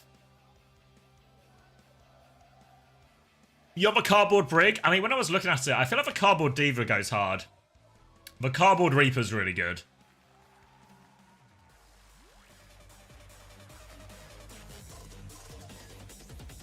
Yeah, I can get behind the cardboard skins. You get all of them as well, right, in the bundle, so... Ooh. Wait, this is an Overwatch stream? Alright. Alright. Does anyone remember the game Overwatch? Does anyone remember the ban situation? We're on Busan. It's a Tracer ban. It's an Ana ban. Taking away that Ana Kiri. Time? Hello? Oh, 6, dangerous time. Dangerous 5. time. No, don't do it. Don't do it. Don't do it. We'll do it once the doors are open. Don't give them any free finishes, mate. We're off to the races. 28, 27. 27, 26. 26. Keep going. It just works. Just works, and it's Time going to again? be 21, 20, 21, 20, 19, 20. Yeah. 18, Yeah. 17. Alright, it's going to be ball out the gates from Milgari, a hero he's quite known for. Kiri, Lucio, Sombra, Freya. Team Falcon's going to be running the Hazard version instead. So maybe it's a difficult map for the Hazard because it's so wide and open. Someone has also been having a lot of struggles on this hero so far, but it's proper with the opening struggles. In on Sombra, no Stalker available this weekend for Falcons, so Proper will be taking up all the flex DPS responsibilities, but an early find, an early pick, and an early cap for Gamers Global. I can't really understand Falcons' comp here. I feel like when you play Hazard, you need to be able to get the flanks, but the range needs to be close enough that you can close the gap. This is a ball map. This is a big open map.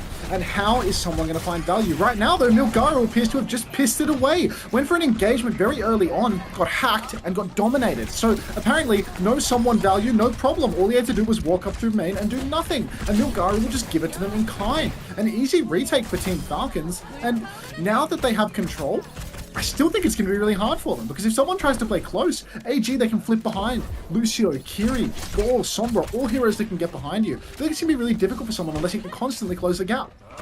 Yeah, he's holding up at the front choke right now, but expect Milgaro to take a wide route, start forcing that point. You can see Falcons already considering giving a little bit of space. Sunjun's making his way round behind already. Has got the flank angle here on the backline if he wants to go for it. Virus onto field, and Shio's coming to mark that now. But here comes Milgari from the top right. He's teamed up with Sunjun right now, threatening this backline, putting a bit of pressure on. Falcons have now moved all the way back over to their side of the map, and Gamers Global, they're forcing the point. Someone is going to go deal with that, but he's taking a lot of damage from this Freya. And there's just no hope for someone to actually close the distance on this Freya now. Kitsune rush to try and relieve the pressure for Falcons, keep the point contested. Gamers Global have no ults to match it with yet. Bowler is a miss from Merit, as Lee Min has taken the long way out, but no, we'll be taking the quick way out instead, straight into the respawn queue. 1-for-1 trade so far. Falcons still have point, but Aegis swinging back in. Fielder has died. Pressure onto the backline for Sombra.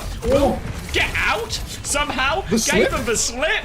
Someone's going to die on point while all of this happens. They were busy trying to deal with that Sombra. They don't even get the kill on the Sombra, and the point has flipped right back for Gamers Global.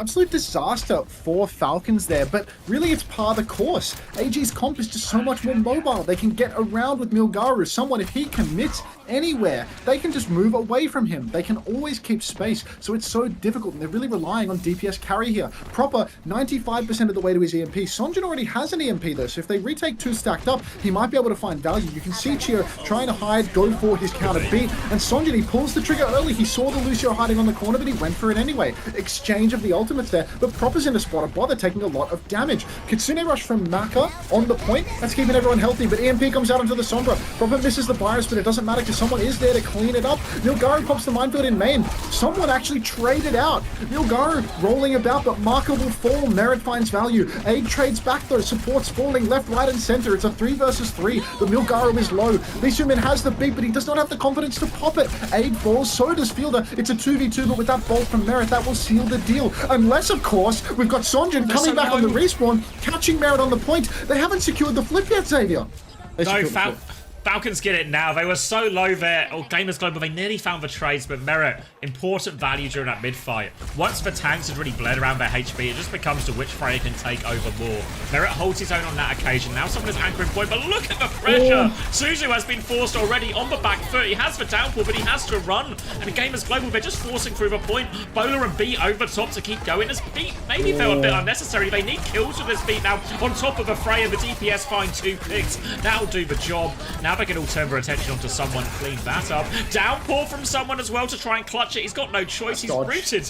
He's rooted someone to the point, but there's no follow-up. Gamers Global will be good for the first round. Just such a difficult comp for Falcons to play. I don't want to harp on it over and over again, but really, I feel like I can't emphasize enough how difficult of a map that is to play Hazard. Everything is far too open. The only place you can really climb is the drum of the point. And if you go and climb on the drum of the point, good luck closing the gap onto anyone. You can't even shift onto a player because of the rooftop above it. So here, Falcons' first retake was gifted to them by Milgaru, an unforced error, slamming in main on top of the enemy tank. But thereafter, they started to dial in on it. They started to play wide. You saw someone step up to the point to try and force point as his opener, and straight away, he's just completely surrounded. Milgaru causing trouble to his backline, and they just can't keep him alive in that. He needs to apply pressure too, and it's not enough. That beat push from Lee Soo-min looked lukewarm, but they flip at the same time. Now it's a Hazard mirror. Hazard mirror now. Again, a matchup we've seen someone struggle in so far in his start with Falcons. It's going to be a Genji instead of Sombra this time for Gamers Global. Sunjin onto that hero. Already Falcons playing around the mega side. A bit more space for Gamers Global to work with now. So I'm just going to try and clear that out. But Proper's also got a bit of an angle. You see both Freyas just taking these wide, deep positions, trying to hit these cross-map bolts, keep the pressure on. Someone and Milgaru both tagged up. He's actually awfully low. Yeah, the take aim finishes him off there. Thank you, Artemis, for the 16 months. But now Merit can just take over. Important win on that duel, and as soon as the enemy Freya is down, so much space for Merit just to take over. He should be able to clean up this Kiriko on point as well. Maka's making him fight for it. They'll get it though. And Falcons, good start, all thanks to Merit. Such a beast play from Merit there. Just swings wide onto the point. Bit of a riskier angle, but it really paid dividends. That's our first dividend of the day, by the way. Absolutely awesome angle from him. So wide, and he's just able to pump damage into Milgaru. No way that he can stay alive on that center pillar from Merit's position. Aid, you can see, he's only got 26% of his ult. He played a more passive angle, and he found no value. But enough about angles, because Sonjin has gone in on the side, and while it looked dicey for him initially, he manages to secure a kill onto Chio. So this is a nice opening. You can see Proper sitting up on the high ground, but Sonjin's hot on his heels, chasing him down, forces out the TP. Now it's a 5 versus 4 in main, and AG are trying to collapse in on someone on Merit. All the Falcons boxed into a corner. Someone just trying to play live, blocking in the corner. Flip goes the way of AG, and Falcons, it's a slow bleed out. Chio manages to secure another death, and bear in mind, Fielder and Merit right now, they're in AG's spawn. They're probably not, actually. It might be their spawn. Yeah, it is their spawn. Try. Yeah, they will all get out. Nothing to bear in mind. Clearing my mind. Keeping it open for a new set of information. It's nearly an EMP for Proper here. Kitsune Rush is in play for both teams. So expect some kind of Kitsune Rush trade, and then either the EMP or Sunjin's Blade as they come up. And these might be the deciding factors here. Beat's not really going to be in time to prevent these DPS ults here, so will just be a game of DPS ult value. For now, Falcons are retaking through the Mega. They're trying to keep Merit on the other angle, but that means he's alone. Milgaru and Sunjin deal with that. Now, they just need their backline to live as this Kitsune Rush push comes in. Maka's going to hit the later Kitsune Rush. Aid needs a little bit of help. He's in a 1v2.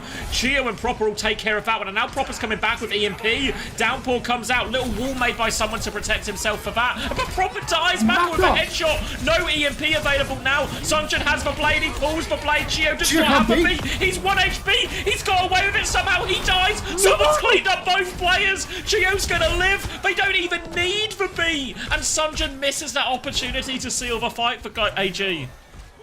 Oh, someone just needed that reset. He just needed one kill on Chio and he was going to slice and dice through everybody on Team Falcons. But now they've managed to clutch this fight out so cheap. Proper has kept his EMP. Sonjin now on Genji with no ultimate to speak of. Lee Soo-min's going to need a beat of the century right now. But it's so hard to counterbeat an EMP. The kills come through so quick if your team is set up. You can see he's invisible, scouting from the center right now, keeping his options open. He's just waiting for anybody to pull. Bowler shot comes out from Aid. You can see AG are trying to work their way in. EMP comes out, but he misses the virus, and the counter beat is good from Lee Soo-min. Beat has come out from Chio as well. Downpour as well from someone, and it roots up multiple players in the corner. Milgaru caught up, it was one player. Clear your mind of that as well. But the trades are all going AG's way. Sonjin is chopping through the backline, and Falcons have fallen. They had the ult advantage with the EMP. Such a fumble. Even if Lee Soo-min gets that beat off versus the EMP, the later beat from Chio, in theory, should put Falcons over the edge, but they can't convert that ult advantage. Now it's going to be a full neutral as they try and retake here. Fielder and Mac will be getting his Kitsune rushes a little bit into the fight. Looks like Falcons want to take it through point right now. Proper is already there trying to get a setup behind. Falcons are going to swing, but this is going to be a much tighter angle for Merit to work with here. You can see Merit is very much stuffed in the corner, but Proper's making a little bit of space. He's forced to Suzu and gets out 19 HP. Now they're forcing the point. Aid and Merit going to take this duel. Aid on the back foot, but doesn't die either. Oh, now pressure onto Sunjin. Kitsune rush trade, not in time to save Sunjin though. Suzu comes out. Chio has died through all of it. Merit has a bowler ready to go. He's thrown that one in. Doesn't catch anyone, but forces him to DP. Proper is 1 HP in the sky, but gets out cloaked again. Merit still on this coast for point. AG win. Falcons C9. AG, they don't just win, they win in dominant fashion. 2-0. Oh. I thought Falcons were about to have that last fight. It looked like Merit was really getting them back into it. Everyone had to DP for a second when that bowler came through. Oh, the AG kits are sick actually. They're fucking, their kits look awesome. I like that. Yeah, the jacket's really the jacket's doing a lot of work here. Yeah, the jacket is the closer. It's like what Alcad wants to be, but AG is just executing it, you know? Yeah. Insane map 1. Like Hazard mirror or Hazard for both points. Hazard on fucking Sanctuary. What's going on there?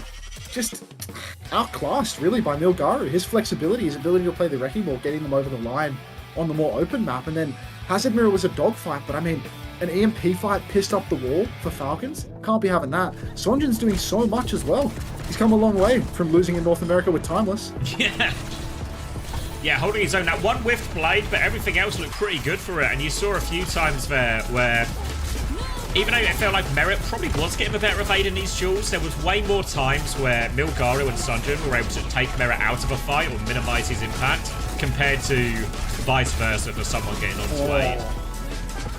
Yeah, someone just keeps winding up in the middle as well. He gets caught inside. He's trying to block some damage, but he's getting back shots all the while.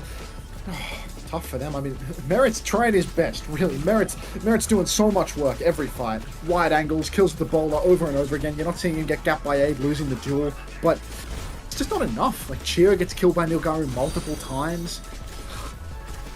Rough showing for Falcons on map 1. Possibly, you know, sign of things to come. Yeah, sign of things to come. Thank you, OS Khan, as well, for the 15 months Prime. Welcome back. Someone saying bad meta for Falcons. I mean, potentially. I mean, Hazard isn't good for them, right? Wasn't a strong hero for Hanbin back when it originally came out. Doesn't look like a strong hero at all for someone either. Thank you, Sky Ficon, as well, for the 6 months tier 1. I need to slot max really hard. I'll be back when the map starts. Roger that.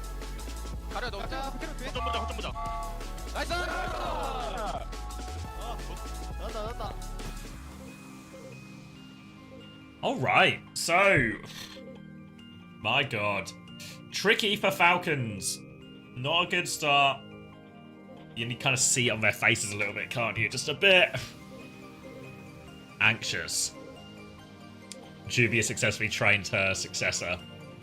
Should we do a mod version of Succession? Jubiok is the... Oh, what was his name?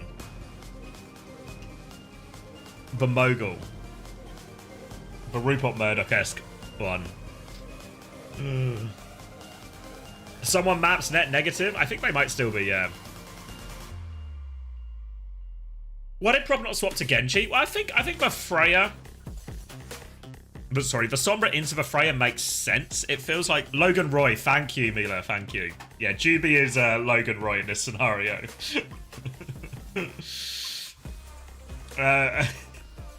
He's...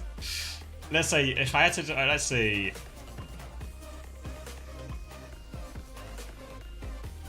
I think Panda would be Shiv.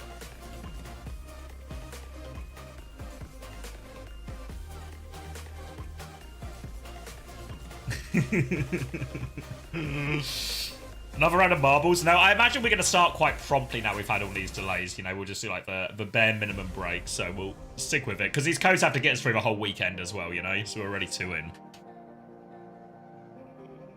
Haven't seen this show. Is it good to be Logan Roy? Yeah, you want to be Logan Roy in this situation, Juby. This is good. Basically, the like TLDR of Succession, the plot is... Logan Roy is a media mogul in charge of a big media empire. He has 3 children, and the 3 children are essentially competing to be his successor. Check on the Slop session. Was he slopping it too? What am I looking at? This guy thinks he's Tomathan.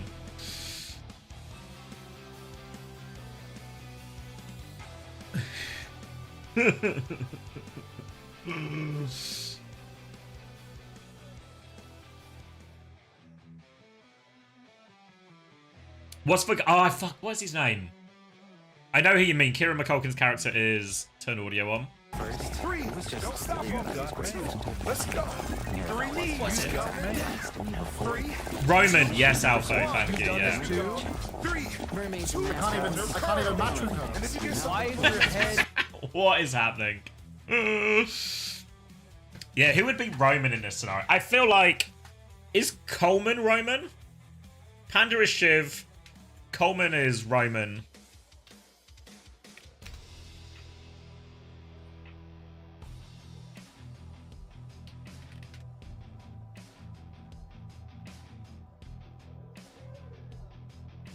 What is this brain rot? Oh, Freya Band comes through as well. Hold on. I mean, does that mean... Arthur is Kendall?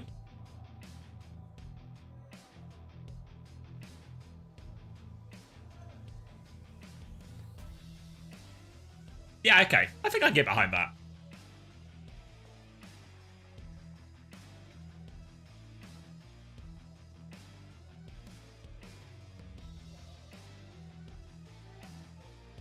You think Coleman should be Kendall? No? Maybe. It doesn't fit as well. I feel like Shiv and Panda fits nicely. I feel like Kendall Coleman, a bit harder.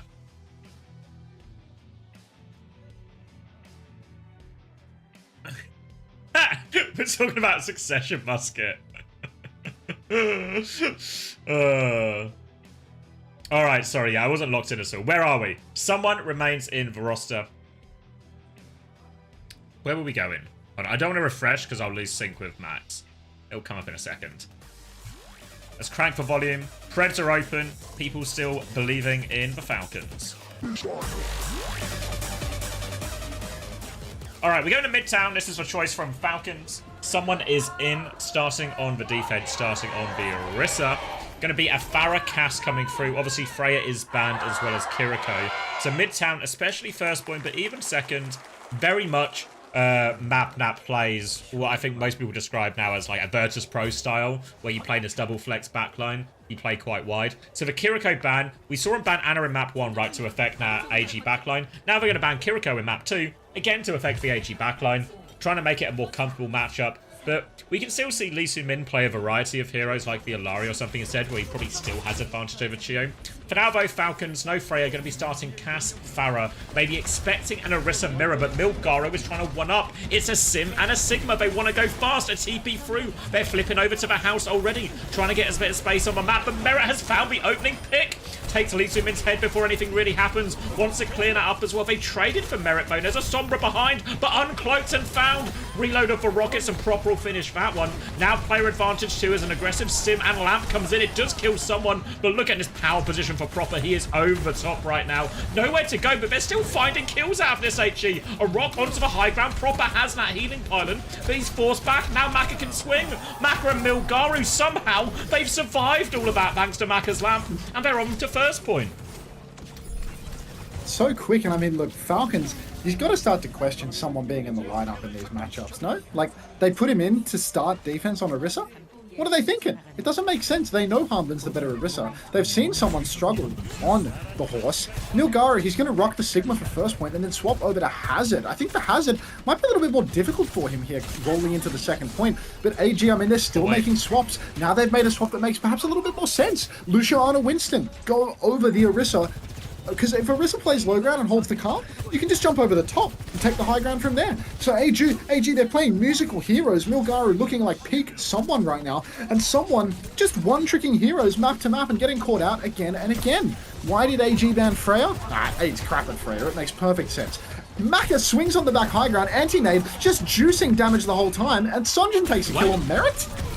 Yeah, a couple of trades here. They've lost someone in the front line, but really someone shouldn't be allowed to trade in that scenario. You'd hope to be able to take everyone over the top.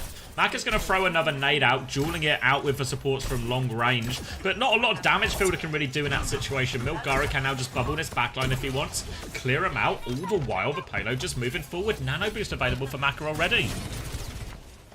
Maka's got that nano and he can throw that onto Milgaru, go for the backline, but Falcons, they have really good counter ults. If Fielder can space enough to get his window off, the counter window could be huge. Someone actually tries to counter dive Milgaru, but full jump pack damage onto the Alari. It's a good land, but Chio, it's a Sunjax, it's a Luke Minnow, but it appears that in an attempt to keep pressing, Falcons have just taken over. Someone takes down Aid, and DPS both win duels, and AG, they've run out of steam. Chio's on Zen! Chio's on Zen. The Tracer swap from Falcons did a lot of work there, because when they are playing a Lucio and a backline, you can move Urana around quite a lot, but in general, Urana just become a lot more vulnerable. Proper exploits that, gets the valuable trade. Trade's always so good on defense once you have spawn advantage, like the situation Falcons find themselves in now. They get the Zen out as well, which feels kind of greedy into this dive composition here, honestly, from Chio. He's literally dead already here. Fielder can't pocket him through that, and now potentially an opening. Someone's going to be forced back here. He has the Terror Surge, but AG, they're coming up to a load of their ults. AG with this huge ult swing, it feels like they're just going to be able to take over. Falcons, they have their own ultimate. Someone's actually popped the Terror Surge up on the high ground already. Got Aid incredibly low. Aid slides in. Proper's chasing him. His backline might be able to connect the kill. He gets the Mega. Proper decides not to finish the duel. Comes out into main, perhaps listening to his teammates for a low target. Someone takes down Maka. Maka did not have ult, but Milgaru's traded Merit. Blade comes out. Oh, he misses it, but no, he will find the kill in the end. Lisa Min's fallen in the back, though. Aid pulls the clock and down. Someone will go down. Proper will fall as well. Chio in the back on Zenyatta, hiding for his life, actually peeks the overclock and kills the Sojin. Merit swings, pulls a clock for the swing. Chio runs out on the Zen. Proper's there, the lamp from spawn. Chio, Merit, they may just have done it. Lisa Min has booped him off the cart, but there's no C9 because someone is back. An outrageous clutch moment there from Team Falcons as they trickle onto the objective, and Chio, the man we are critical of for playing Zen, does it all. Does it all? That pick actually opens the door. Merit sacrifices himself with a touch. Then Chio gets on, Fielder with the lamp from respawn, and all of a sudden, Falcons can retake this high ground, but part of the map that is good for their composition. And AG, they thought they had it. They invested 4 ultimates into that previous fight to lose it. Now Maka nearly has a nano again, but there's going to be answers to this. There's going to be a Transcendence very soon, and Sunjin avoids getting caught out on lower, but is Falcons in control right now? Falcons are not just in control positionally, they have a huge ult bank to deal with this Nano Winston. AG, that was their turn last fight. Now, they are going to rely on some mistakes. They actually Nano Aid and have him go backline, hoping for a one-tap, and Milgaru somehow finds a kill on Merit in all of this. Chio dies with the Transcendence while being dived. Someone has traded Marker, but this time around, I think it's not going to be enough. 3 players on cart. Someone does not yet have the Surge, and he's going to go down before he can build it to pop that on the cart. Pulse Bomb comes out from Proper, but misses absolutely everybody. Fielder's pushing the Genji on the right, but he falls, and the cap goes AG's way in a hugely ult disadvantage fight. Oh, they've done all the hard work with that clutch, and yeah, all of Chio's good work ends up being undone by not getting that Transcendence off. They just send it now with the nano. You see Aid slides in super deep. They find the kills. And now Falcons, they've got Merit swapping onto the Sojin as well, and they have the Blade, they have the beat to push with AG, but Shio has the Transcendence to answer this, so it should be an okay situation for Falcons to hold. Pretty even as far as the ults go. Just need the Transcendence to actually come off this time. If Chio can get the Trank off once before they lose the map, I feel like it would be wonderful. Second and third point are both good points for the Zen, fundamentally. You can play very far out of dive range. You just need to actually use your ult when the dive does happen. Here we go now. Someone's stepping up. He's already popped his Fortify. Milgaro's jumping in on him. Someone's spinning back to safety. He has the Surge, but there's nothing to Surge indoors. Chio, he uses the Trank, but a twist of fate. Trank and Beat have been exchanged. Blade comes out from Sonjin, and someone is just holding his ult. Proper finds trades. I guess the trades do favor the defenders so heavily that someone is just trying to play his life. If Sonjin keeps pushing him, he might be wise to use ult here. He will take down Sonjin in the end. But honestly, that's a good play from Sonjin. He's forced out the Surge in a fight that AG already couldn't win. Yeah, the trades were already causing him a lot of problems there, but someone just didn't want to risk it. If he dies there, then all of a sudden AG Spawn's going to come in before he is back. Difficult situation. Falcons now, they have Window, they have Pulse Bomb. These are not great ults at dealing with this X1. Yeah, Nano Clock, a Primal Rage to throw in as well. How on earth are they going to survive this? They need trades again, Falcons. But look at this Window flank. aggressively, actually. Lee Min-Min's going to die. They come in. Nano Genji onto Fielder, confirms this kill, looking for more. Someone is playing around with the elevator. Proper has found another trade. Didn't even need the Pulse Bomb here. And AG, despite that Nano turn, they won't be able to find anything. Sunjin's good for his second kill onto the backliner. He's going to get a third as well, for what it's worth, but the problem is, it's not actually worth that much. Oh, God, I feel like there's just no good answers for AG when the problem is proper chopping up your backline. You play the Lucio for Lee Min, but that's not his best hero, and you can see that Proper's exploiting that, always finding kills on backliners again and again. He's made the swap over to the Alari, trying to match the energy of playing for the long angle, but this is another squishy character that Proper can get on top of and find value. Aids up on the high ground, he slides over to the other high ground, which Falcons cannot contest because someone is flanking on Orisa. He walks into the backline. He's spotted. He uses spin. He can't find any squishies. Now he's blocked inside. Aid pulls the clock and finds a kill. Someone's going to go down as well. The flank gambit paying no dividends at all. That's dividend number 2 of the stream. And Aid is just sliding around in Falcons' spawn. There's almost no chance of a recontest at this point. Yeah, Shio's going to die on point. They don't have too many great ults for this recontest. They're going to walk into Sunjin's Blade very soon as well. Kind of does he merit to do everything for him here. Expect Shio maybe to... Actually, Shio's too close to Transcendence. He can't even swap. So we're just going to do it on the slow comp, on the slow heroes, pushing into this Blade. Needs something from this overclock now from Merit. He pops it in main. Swinging left-hand side. Body shot only. Milgaro comes to market. Here's the Blade over the top. Turning on to be Arisen. The spear buys some time. Someone needs to touch. They trade Sunjin. Proper has the touch, but he needs help. Proper needs more out of this. Proper's found a kill. Phil's found a kill. They're holding on to it. Overtime. And once again, a last-minute clutch from Falcons. The trades are good. Gio doesn't get the Transcendence. Doesn't need it in the end. And really, so much of this defense was just saved by Proper finding trades in so many of these fights. Despite someone and Chio's best efforts, Falcons have held. Really. You've got to hand it to Fielder and to Proper. Proper constantly finding these insane trades again and again. And Fielder putting in the work on BAP. Some really clutch lamps for their recontests and some really clutch kills for that final fight as well. Merit did not deliver with the clock. He didn't find any one-taps. He got blocked by the Winston. But in the end of the day, you leave Proper alive in your backline for long enough, he is going to kill you all. Really important value here as well. This version of a comp that Falcons are going to be playing as well should be trickier on the attack as well, just because you have to swing all these chokes where the enemy can set up high ground. It looks like AG are going to go for a slightly different version here with a Hazard Juno Brig instead. Choice really is for Falcons in terms of I'm expecting their backline to maybe just be a Juno Brig as well or something more akin to that. Yeah, I think Orisa versus Hazard, it's not a bad matchup for Falcons. It's not like there's going to be some huge comp difference here on the first point. But with Falcons opting to play a double flex lineup, maybe they'll struggle a little bit. I think Fielder, he won't play the Brig yet. Juno Ana makes sense, but this is Chio on Ana we're talking about. Ana's not a fundamental... Maybe he's not going to stick it. Maybe he's just going to go for the sleep. It's like a sleep out spawn, yeah. Yeah, that'd got to be right. There's no way he sticks that. You can play Ana on this point. You can play back of the map and pocket people. Yeah, there we go. They're going Lucio Juno. They're going all in. Yeah, SimCP out of spawn. See if Proper sticks it as well. We did see obviously Sim on the first point as well, and it seems like Falcons are going to invest in the Sim as well. We saw a TP to House come out from AG just to try and flip the map and move over to point. We'll see if they go for save. Actually, no, Proper's just going to swap Tracer, so they're just going to do it without the TP. Expect maybe a Brig Tracer to try and clear out on this left-hand side. For now, though, Proper is actually starting top as someone wants to swing in main. Spear goes wide, bit of a spin to take this fire truck position, but he's pushed back a little bit.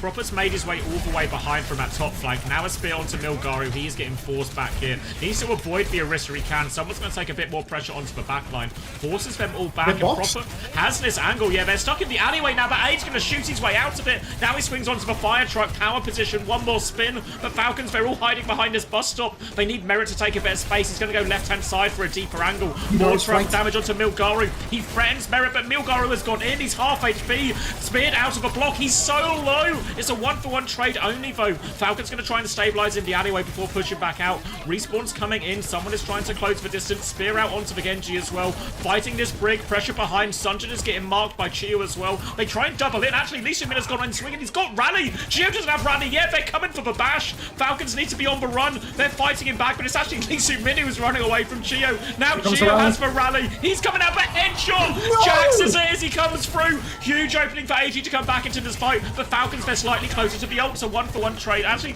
player advantage for AG, sorry. Proper is behind with a pulse bomb. Looking for his opportunity. Someone comes back out. Shut down as he comes through. And AG, they deal with it. Rally value nowhere to be found from Chio.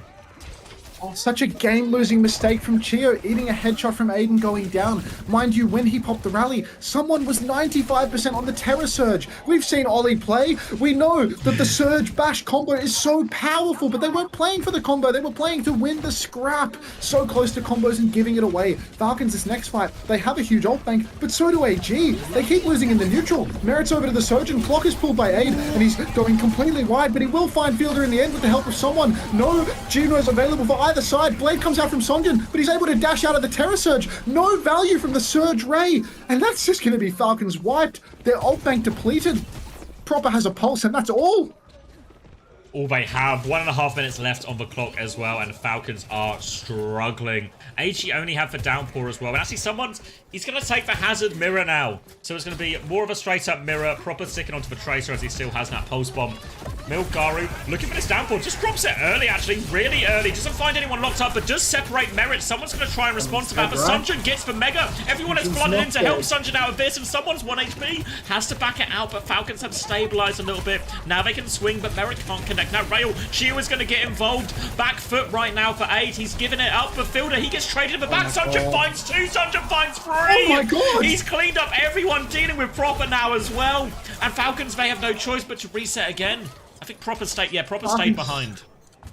Oh, after AG got out and were all boxed in on the left, they had a little push timing with Fielder just a little bit slow on it, maybe a bit too far back in main from the previous scrap, couldn't get himself out to the right top, and AG, they're able to just crash out onto their backline from the flank. They were boxed for a moment, but eventually being boxed in a corner turns into a flank if they try to push the other side. Aid's being peppered from behind, Proper's in the back, he's over to the mega health pack now, trying to make people turn, but this is the last fight. Proper has a pulse bomb, could be a game-winning pulse bomb, but we're gonna have to wait and see. Hazards exchanging shifts in main, Proper touching the point, eyeing off Lee Min, trying to line aside Aid as best he can. Someone's gone down. We've got to be careful. Lee Min, he's got that rally, Proper. Be careful, mate. Pulse bomb available. Someone's on the point instead. Rally. Someone is looking for a target. Lee Min pulls the rally and someone goes down. It's a 4v4 and AG they have the respawn advantage. Lee Min, he blocks the pulse bomb and drops it onto his own face. Proper's taking down Marker in all of this as well. Touch! Proper has done it again for Falcons. He's now onto Aid as well. Aid's going to have no escape from this one, surely. And Proper kills both of the backliners. A little bit of help from Lee Min with that one, but Proper gets the job done. And at the moment, he is single-handedly keeping Falcons in this midtown. Falcons genuinely being backpacked beyond belief by Proper. Merit, Fielder, you know, there were some honourable mentions on the defense, but here on the offense, it is quite literally the Proper show and the Proper show only. Someone has found no value with the one ultimate that he's charged so far. He's been slow to cook up this second downpour. Proper working his way through the right flank right now. This is really the free push zone. This is where Falcons just play behind, push the card up into main, wait until AG are a little bit closer. But AG, they're not going to wait. They're going to go deep with the blade. They don't find value. Merit counters it out with Chio's rally. It's a one-player advantage, and AG, they've got their hazard stuck behind. Milgaru, there's no working your way out of this one, mate. Eco fight, I think. Yeah, they kind of just went with the Blade. They traded for the Rally Overclock. So not too bad, all things considered. Need to be careful not to get a trade hit. Mac has actually found Filter in all of this. Really frustrating one for Falcons after that, because Filter has the Ray as well. So now all of a sudden, this next ult fight, they need to wait for Filter before they can commit to it. It's going to be both Rays and both Downpours, but crucially, Ada's going to have the Overclock to potentially combine with that Ray in this next fight. Yeah, not having Merit's clock for the high ground for this long angle is a little bit of a shame for Team Falcons, but they have good ultimates. They have the Ray. They go for an early Ray. Someone swings the side but does not use the wall. Counter downpour into the backline. He sweeps into his own team's Ray. He walls Lee Soo-min inside, but Lee Soo-min is surviving inside the Ray while being booped in with the wall. Ada's pulled the clock, but it's Sonjin collecting all the kills, and Team Falcons, big push there. They used Ray. They used downpour. Proper used a pulse somewhere in the mix, and they found nothing. AG only used the Ray for that one? No, they used Ade's clock as well. Wake up. Yeah, clock as well, yeah. It's going to be a rally advantage for Lee Soo-min coming to this next one. Fielder coming back now. Fielder keeps swapping hero. I don't know what he's up to. Is he just trying to give people more speed rings out of spawn, I guess? Every second counts right now, as they only have 32 seconds left. They need to make this next one work. They are walking into Lee Soo-min's rally as well. So Falcons, they need to try and get the last bit of this Chio rally, and they have to just try and win the neutral before that. They have to touch point throughout all of it. Proper is probably going to be responsible for most of that. You can see he's just tapping it now. Sunjin has eyes on that. Proper's going to be forced out to the Mega early. 14 seconds left. Chio still needs 15% in his rally. Need to charge up that rally. Sonjin blocking the cart, receiving packs from Lee Soo-min on the high ground. Lee Soo-min has that rally. Got to be careful with your step here, Falcons. Lee Soo-min, he pops the rally. He bashes deep, but he doesn't find anything. But oh my god, Ade has the best angle in the world. It's a massive snare. Chio's dead. He popped the rally, and it's another rally. Jack's proper. He touches the point. He peels the enemy team back. But how much more can one man do? It's a 3v5. Proper's going to go down. Fielder has died. And Falcons, 0-2 versus AG. Sub in Harmden. They're only playing Harmden heroes.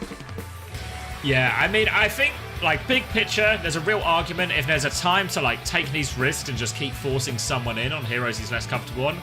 These are the lower stake games, but come on, you're 2-0 down now. If there's a time for Harmden, it is now, right? Someone's had his maps, he's lost his maps. Take the Orisa Mirror, get Harmden in, see if that can change the fortunes, because it's a long way back now for Falcons. Yeah, no, there is a very long path ahead of them. So this is an absolute disaster. Really a disaster for Team Falcons. They've gone down so early, so much, and I don't know what to say. I feel like it's just a brutal situation for them to be in. I'm being told the record is 4-8 currently for someone in maps. Oh heavens. He's a winner, just not in OWCS career, apparently. I think we're going to need to get the checkbook out again if I'm Falcons right now. We need a couple more players to get ourselves out of this one. We're going to have to buy another player. We've just not enough. Alright, I'm grabbing a drink. Alright, I'm going to keep playing the slot game.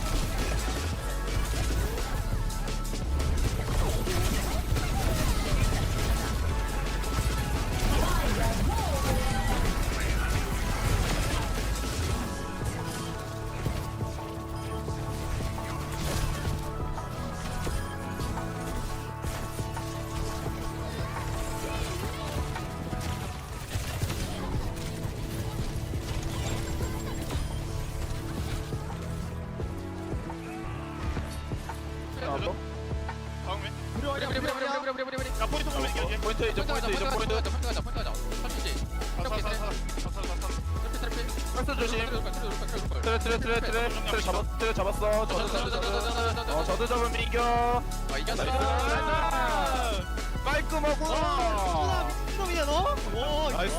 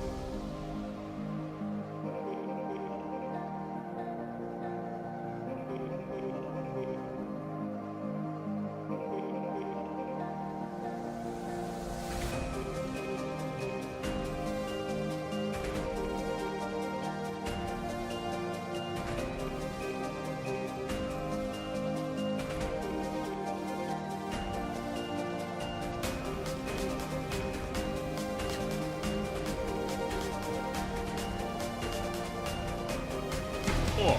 Just the countdown finishes.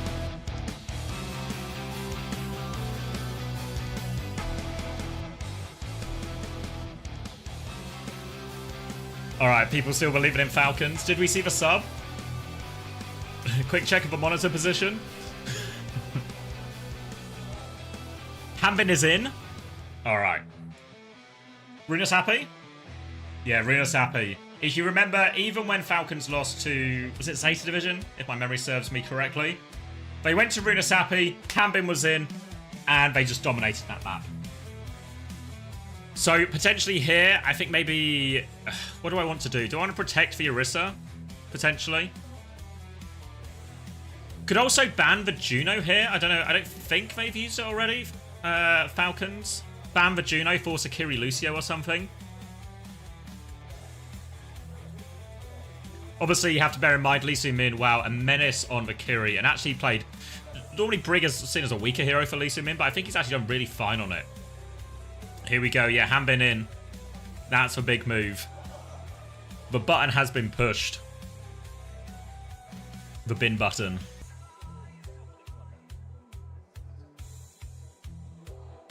She got a single. Yeah, it was two. Was it two Rally Jaxes? Rally Jax on the first point. Rally Jax in that final fight. And then the Transcendence, he didn't get it off on the second defense. He did get it off after that.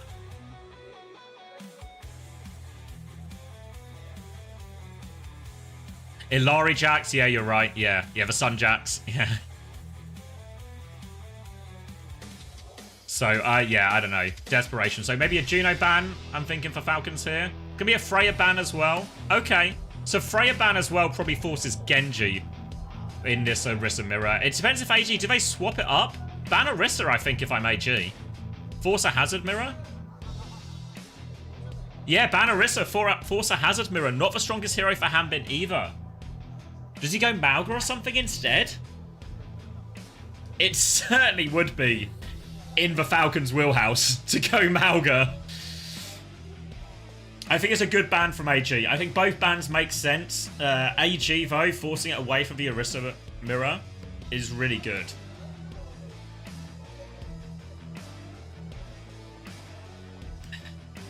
Should Falcons have protected it? I guess is the obvious counter question here. Should they have protected Orisa? Maybe even banned Hazard or something?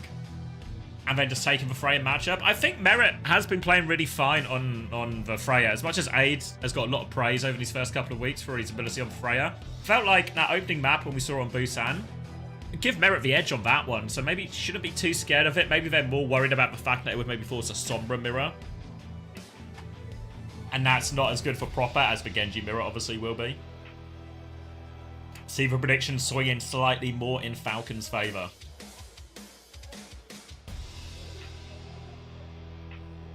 But they've given them such a hole to dig themselves out of now, Falcons.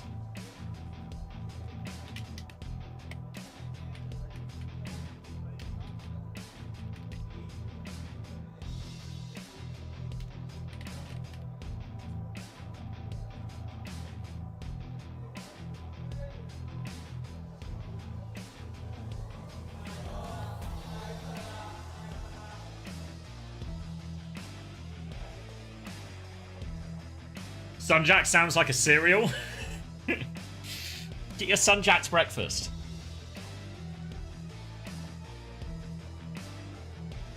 They've set up a slingshot. I mean, a tried and tested theory in many ways. But also, a lot of the tests have actually failed recently. So maybe it's been tried, it's been tested. But the results aren't actually overwhelming for the slingshot so far. Is there a way to see win percentages? I don't know if they still do it. They used to bring up...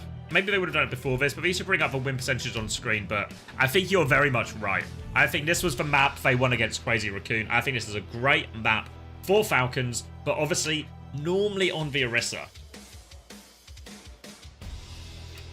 Do you ban Freya to force Mauga? I think they banned Freya to force Genji, because by banning Freya, the Genji becomes more valued than the Sombra in a lot of situations, so they get proper on his best hero.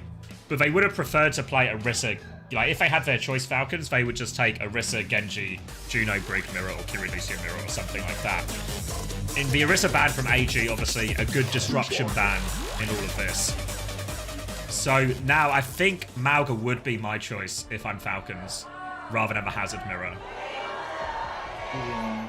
I think Hammond 100% Mauga's here. Yeah, he locks it in immediately, so looking like we're going to get that. Sunjin on the Sombra to begin with, potentially as well. But the Freya ban very much to enable proper on this Genji where he can. So Juno Brig in terms of backlines. Hanbin has come in to save the day, which is becoming really just part of his weekly routine here at Falcons. Yep, put someone in for a few maps. He loses 3. Oh, he loses 8 of them. He wins 3 of them. And then you put Hanbin in to try and claw it back from the brink. Hanbin on the Mauga, Milgaru on the Hazard. This is perhaps a matchup that I feel the Mauga is ever so slightly favoured. But honestly, Milgaru has been on fire today. And it's good to play Hazard into a Juno Brig comp. Because those are vulnerable supports, the Brig especially.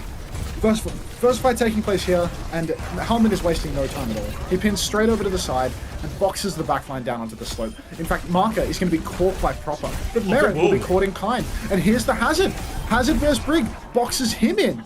Counterpin from... Oh god, the counterpin doesn't even matter from Hanbin. All the Falcons are dead. It looks so good for Falcons. Hanbin really puts that backline under early pressure, gets a bit of burn damage onto Maka, sets up a kill for Proper. All looking good. But Milgaru gets that separation of the backline, takes down 2 himself, and then all of a sudden, AG are able to swing it back. And now Falcons, 1 fight and done. Hanbin has gone on to the Hazard now for the Mirror, and this has to be a matchup that favours Milgaru. Sunjin onto the Genji as well, which should favour Proper, but I feel like Falcons may be now in a situation again where they're going to have to rely on Proper to drag them through this map. Really going to need Proper to drag them over the finish line at this point, folks. You gotta watch it with these bits. I'm gonna read the alert box. Hanbin, he steps up to the point to stop the checkpoint going through, and we're actually gonna see Lee Soo-min take a hell of a lot of damage. Chia also takes down Sonja. Perhaps that was assisted by Proper in the side. Downpour comes out from Milgaru. 8 swings on that Downpour, catches Merit, but everyone from AG is so very low. But Low is not dead, and Falcons are starting to trickle down. Proper's fallen, the carry is dead. Hanbin needs healing, and both of his healers are alive, but he needs a closer. And without Proper there to finish a kill, it's just going to be AG taking the fight from a deficit. AG, they just can't seem to lose right now. The opening Downpour didn't find all that much, but they never shut down A during any of this. So A is able to get a couple of picks, trade themselves back into the fight, and now it's checkpoint plus for AG already. Only 2 minutes gone. Support ult's coming up for both teams. Gia's going to rally to turn on Milgaru, and Milgaru is in a lot of trouble. Gets around the corner, though. Good protection from Lee Soo-min. The counter rally holds strong. Now the overclock from Aid in the back, though. Just sniper position. Can't find any kills. One final swing. Only damage, though. Now the Razor up. Chance to swing back. Merit is hopelessly far away from his overclock already. Ray comes back, though, and the Ray does get the job done. Maka's not able to respond to that, and it will be a clean fight eventually for Falcons. It's a classic Proper moment there, as soon as he has an advantage, he just keeps on pushing and face fucks everybody in the lobby. So now, we're coming up on a Proper Blade and a Hanbin Downpour. This is a nice little combo. One of these 2 ultimates will force out all of the skills out of AG, and then the next ult should come up trumps. Proper could open with the Blade, force out that Ray, and then go for a nice Downpour when everyone's balled up. Actually a flank from AG, and that might just catch Merit. Countered Downpour, but not sure that he's caught anyone. And Proper, he is now fighting Sonja with the Blade. Good for 1, Hanbin good for a second over in main. Falcons, 2 ults for 1, and they will take this fight. Just need to avoid trades, and it looks like they're good for that right now. Yeah, just for Juno left to worry about, and the Hazard, both low HP, will get finished off, and Falcons with a chance to swing back here. Managed to win that fight into the Ray as well, which that should have been the really tricky one. Ew. Now, very reasonable situation. 1 ult versus 1 ult, overclock versus Blade. Sunjin, his blades have been successful so far in this series, but really it's felt very risky at all of them. A couple of them nearly going wrong. Now he's going to have to try and get it done against Merit's overclock. Good space for Falcons to fight with the overclock, but Merit's a bit close. Blade is pulled, and everyone goes down. Trade onto Sonjin while he's blading, but the downpour was enough to take down Merit. Still clutchable for Team Falcons, but they're not going to go for the clutch. They're just going to play behind. Fielder, spot of bother, running around in main, getting staggered out. Proper's also fallen to aid over on the flank. Bit disastrous for Team Falcons there. They did have the old deficit, but everyone was so close for Sonjin. He just found that blade angle right away. Yeah, won a little bit of that trade on the side fight and then just pops it immediately. The wall as well sets up that blade so nicely from Milgaru. Blocks off Chio, so no escape for him. They tried to break the wall, but it wasn't quick enough for Falcons. Now Rally for Chio coming back, and there is an advantage situation here, but Merit needs to be careful. Left behind. Merit needs a lot of help, but Chio's only got eyes to go forward. Now he turns to pack and heal up his DPS. They did catch Aid with that rally, and the rest of AG, they're all over the place right now. The Pele's just moving away. Hammond doesn't need these kills, but they've lost Fielder. They chase Fielder to the ends of the earth. It's 4v4. AG are all behind. Wall off onto Proper.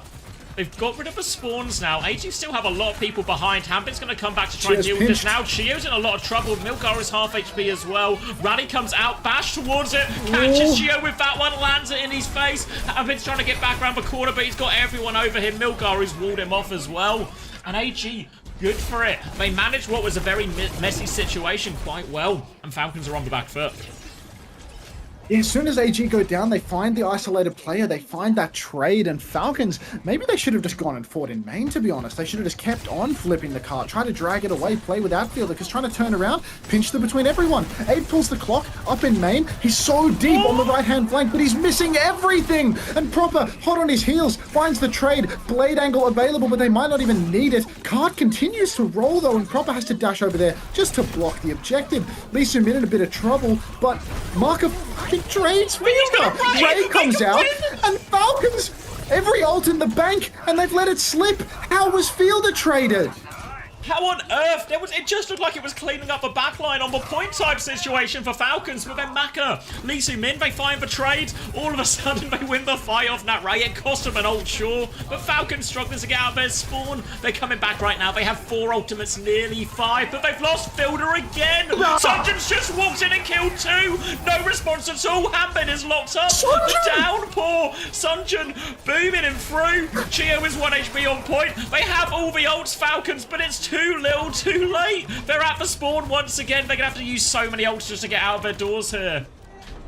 The touch is already difficult. I'm not sure. Merit might have to slide on and suicide touch. The card is so far. He's not going to have to do it. It's not that far. All right. Touch comes through. Merit pulls the clock in the back. Blade from Sonjin. Merit hits the shot, but the headshot wasn't fully charged. Someone has stolen the card in all of this. Watch the card for Team Falcons. Sonjin is slicing and dicing. Proper is low, but not low enough, and he will take down Sonjin. Card is being stolen by Harnden right now, and Team Falcons, they're finally trading out favorably in spawn. Proper won't be traded out by a wave of Peters. That's not his style. He's good for a kill onto Marker now, and finally Falcons, they've found their way back into this one. They've won a fight and they've not used every single ult to do it. But AG, they have the rally to counter the blade. They have a faster Ray. But Aid, crucial pick there. And close spawn's disabled as well. Falcons needed this. It's time to put Avril Theory to the test, Xavier.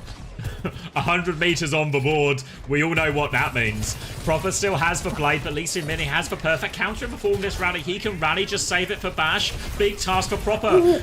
Dink comes in onto Sunjin. Falcons are taking a lot of space for free. Yeah, they're just going to get checkpoint here, so Falcons will be happy with that for now. All eyes to Proper. He's got the blade ready to go. He's got eyes on Lee Min as well. Rally comes through. Proper's in big trouble. The pedos will finish him off. Now they come through. Merit's going to fall as well. The rally's just going to clean everything up. And Falcons, they get checkpoint at least. They get a bit of progress. But it's still a long way back. Only 2 minutes left. Crucially, Harnden has died late, a different respawn wave to the rest of his team. I'm not sure whether or not he will find that close spawn. Oh, has he got it? Has he got it? He will get it. He just gets the close spawn, so Falcons, they'll be able to take a faster fight. There is a blade available for Proper, but Marker now has the Ray. You can blade inside that, but Aid's going to pull the clock in response. Proper's gone for a flank, and he's been caught! He's been walled off by Milgaru! They needed Proper, and now they've got nothing. Ult deficit, player deficit, Cart steamrolling forward. Get out of there, Harnden! Oh, Chio's not getting out of this. He's so close. Lee Min is in his face. Overclock, they're still pushing with this. No kills just yet. Ada's still swinging forward. Hambin is going to body block a lot of that, but he's taken so much damage. The body is not enough to block all the damage. They're pushing forward. Chio under more pressure. Disruptor shot to finish the job. They're pushing all the way through. Proper, he has the clutch. He gets one trade deflect. Only one from Proper, though. They're going to keep pushing this one forward. It was 141 meters as well. It's hard. Can they touch? They can't touch. It's a full push. 3-0 for AG, and Falcons have been swept. A dominant performance coming out from AG against one of the top dogs in Korea. I mean, Falcons have looked rocky this stage, but this is another level. This is absolute domination from AG. Did AG 3-0 or get 3-0'd by T1 recently? They They lost. 3-0'd They had a bad T1. loss recently, didn't they? No, Or are they had undefeated? no. AG are actually undefeated. They had that 3-2 against Old Ocean last week, which they really, honestly, should have lost. Ah, that's right. But they still technically won, so they remain unbeaten. Old Ocean greater than Falcons? Yes, the cycle of ownage tells us this has to be true. Unbelievable. Yeah, because This AG roster. and this is without, you know, when they lost Who Are You, they lost Gultech as well. Those were meant to be the key pieces that would see some kind of AG fall off here. But really, the core of this team is so strong. Yeah, Pepe left as well. Really, you talk about stage 1 way and you're like, well, it was a Genji meta, right? Who Are You did so much. They did get to play all that Sigma and Pepe did so much. Gultak seems to be coach of the stage so far. They have all these things, they lose all these things, but they weren't key at all. They were just periphery for cherries on top. The core of this roster, beating all these top teams, unbeaten in Korea, aid with player of the match. Probably should have been Milgaru, to be honest. Maybe even Sunjin. Could have been Sonjin as well, Yeah. Just everyone dominating, everyone putting in the work. Huge performances across the board. You can't just put it all down to Aid having a Freya diff at this point. Merit seemed to be matching him at many different points. But across the board, just they did better. Lee Soo-min consistently finding more value than Chio. And on Brigitte, too. On Lucio, on Midtown. A map where typically you would expect if Lee Soo-min gets stuck on Midtown, they're doomed. But Fielder and Chio being outclassed by these new generation support players. Lee Soo-min and Marcus stepping up to the plate and showing that they really are worth it. Sonjin as well, someone where last year scrapping it out. Dogfights in North America. Maybe he came second once. Was it the stage where they came second? Might have been with Sonjin. Yeah, But Sonjin, he re-rolled over to Flex DPS and he's just dominating. He's going toe-to-toe with Proper. Got to give Lee Soo-min a lot of credit in all of this as well, because you look at the way Falcons have structured their bans, it was to target the backline of this AG lineup. They're normally so good on Anakiri, and we've sung Lee Soo-min's praises multiple times on the Kiriko, but always thought, once he's forced onto Lucio, once he's forced onto Brig, he's not the same level of player, especially against someone like Chio, who really is the Brig guy in a lot of these situations. But today, it was all Lee Soo-min on the Brig. Falcons' first 2 bans, they target the Ana, they target the Kiri. They want to force this backline onto less comfortable compositions, but they just beat Falcons at their own game in the backline. Do we even talk about the tanks? Yeah, I mean, Oh, Steely 6. Thank you very much for the tier 1. I think I heard the noti and just mentally blocked you out. I don't know why. Thank you very much. Welcome to the Parasocial Friends Club. Appreciate that. yeah, credit to Milgaru as well. On every hero, I think the Runa Sapi, the Orisa ban, perfect, right? Forces for Hazard mirror, then all of a sudden, Milgaru can beat both Falcon tanks on Hazard, and we saw so much good play. Individual, you know, just can he go in and find the kills in these important moments? Yes. But all of his wall usage felt perfect. When they used an ultimate, when Sunjin used Blade, there was a wall cutting off the Blade target. Whenever they were in these scraps of a side fight in the room, how many times was Milgaru there with a wall to interrupt that and swing it in their favour? And really, that Runa Sapi, there were plenty of fights they should have lost, but they just won every clutch as well. Just full confident play, trusting each other, investing the ults in these down situations, still winning the fight. And Falcons can never recover. No, I mean, they're so decisive. These moments where they choose to flip behind the enemy team, push and pull, constantly able to win on the side, win by flanking and catching kills on Fielder. I think that Runa Sapi, you've got to give the MVP to Sonjin. The amount of times that he killed Fielder on that map, absolutely game-winning stuff from him. Clutch fights where he's turning it by deflecting a wave of pedos back on to Fielder and taking him down. Final fight, Fielder has the Ray, Sonjin flanks, and without Blade, kills him in the neutral. He got 2 in Milgaru that was fight, probably right? there for the pinch. Yeah, he did. And then afterwards, Proper pulls the Blade. Proper very nearly kills him, but on 14 HP, he wins the trade. Yeah, I mean, you literally can't ask for more. And yeah, team diff is the easy answer here. Everyone outplaying their counterpart. Even with no Proper, went through a series of heroics on Midtown. Actually, Sunjin had the better Genji on that Runa Sapi. And Falcons talks about these not being the important series, right? They'll still qualify for the playoffs. They'll still have their shot there, and those are the real important games to qualify for the Esports World Cup. But the hole's getting bigger for Falcons. Because the addition of Merit and someone were meant to make them an even better super team, an unbeatable force to conquer Crazy Raccoon once and for all. Right now, they can't conquer anyone. Is this back-to-back losses as well? They lose to T1, they lose to AG. When was the last time Falcons had back-to-back losses? It's really looking like Falcons, they might have to fight not only for third place, not only at the LCQ, but they might not even have a spot at the Esports World Cup. If there's no patch between now and the LCQ, it feels like there's a real chance that they could be outclassed by Way, or rather by AG, by Crazy Raccoon, by Zeta Division, and by T1. The level in these top 5 teams in Korea is out of this world. It is such a high level of play. Like, we saw T1 take down Crazy Raccoon last week, and T1, the only match that they lost was to Way, and that was because out of respect, everyone was still playing Winston. But now, you see, Hazard is dominant, Orisa is dominant. Who's got an insane Hazard in Korea? Dongak, he's good for that. Who has an insane Juno Brig lineup? T1's backline. Like, they are good for a meta like this. And Zeta Division, again, perfectly positioned for this. They've got Burner, who's perhaps one of the best, if not the best, Hazard and Orisas in Korea. Yeah. And if these are the meta-defining tanks in the Korea region, it's really bad news for Team Falcons. This isn't just a case of like, oh, they might not be top 2. It's not even a top 3. It's not even a top 4.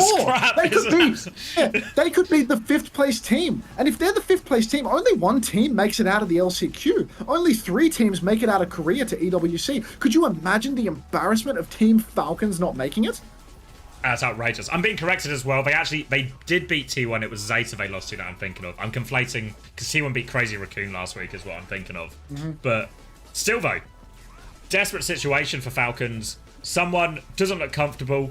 Winston, not really playable. I'm surprised, honestly, in some of these situations, they don't even just try putting someone on Sigma instead of it. Like, force a bit of a tank swap game. That's where someone's bread and butter. That's where he really made his name for himself in Florida Mayhem, right? It's an Orisa meta. Can we just play Sigma instead or something? I don't know. Well, we saw that for all of 1 point from Milgaru. He was the one playing musical heroes. Well, oh, there's that kill from Sonjin in the final fight. Just comes in from the top. Wave of pedos, 2 kills in the neutral without even pulling the blade. Unreal. And yeah, I think the fact that someone isn't leaning into or isn't able to lean into his flexibility enough is very telling for the issues that they might be facing here. Because if you wind up on Sigma, Milgaru's just going to swap Winston, you know? There are options here. You can't just play this swap game and be better than everyone all the time. When someone was playing the swap game to win Overwatch League, there were like 2 heroes that were meta. It was Sigma... Orisa was it and Ryan. only Sigma, actually? Yeah, It was Sigma, Orisa, and Ryan. And that was what But someone no one was had. playing He the would be Ryan. willing to swap Ryan when the other teams' tanks wouldn't, you know, to counter out the Sigma. But yeah, now ball is important, and someone is known to not have a particularly good ball of all the main tanks, whereas Milgaru can play ball, Dorak can play ball, Junbin can play ball. Unfortunately, in the case of Burner, he's up shit creek without a paddle with regards to his ball. But end of the day, this is a difficult situation for Falcons, where their tank line flexibility, even with someone, is hurting them. The meta heroes just don't line up for them.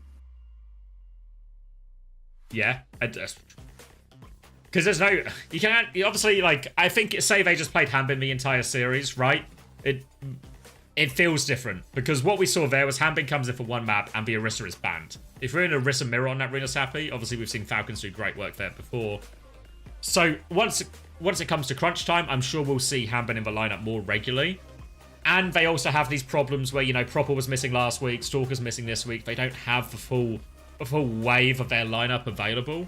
But they also didn't have Merit and someone in stage 1, and they were doing better than this. You know? Like, they found success without these players, but the meta is just leaning away from them now.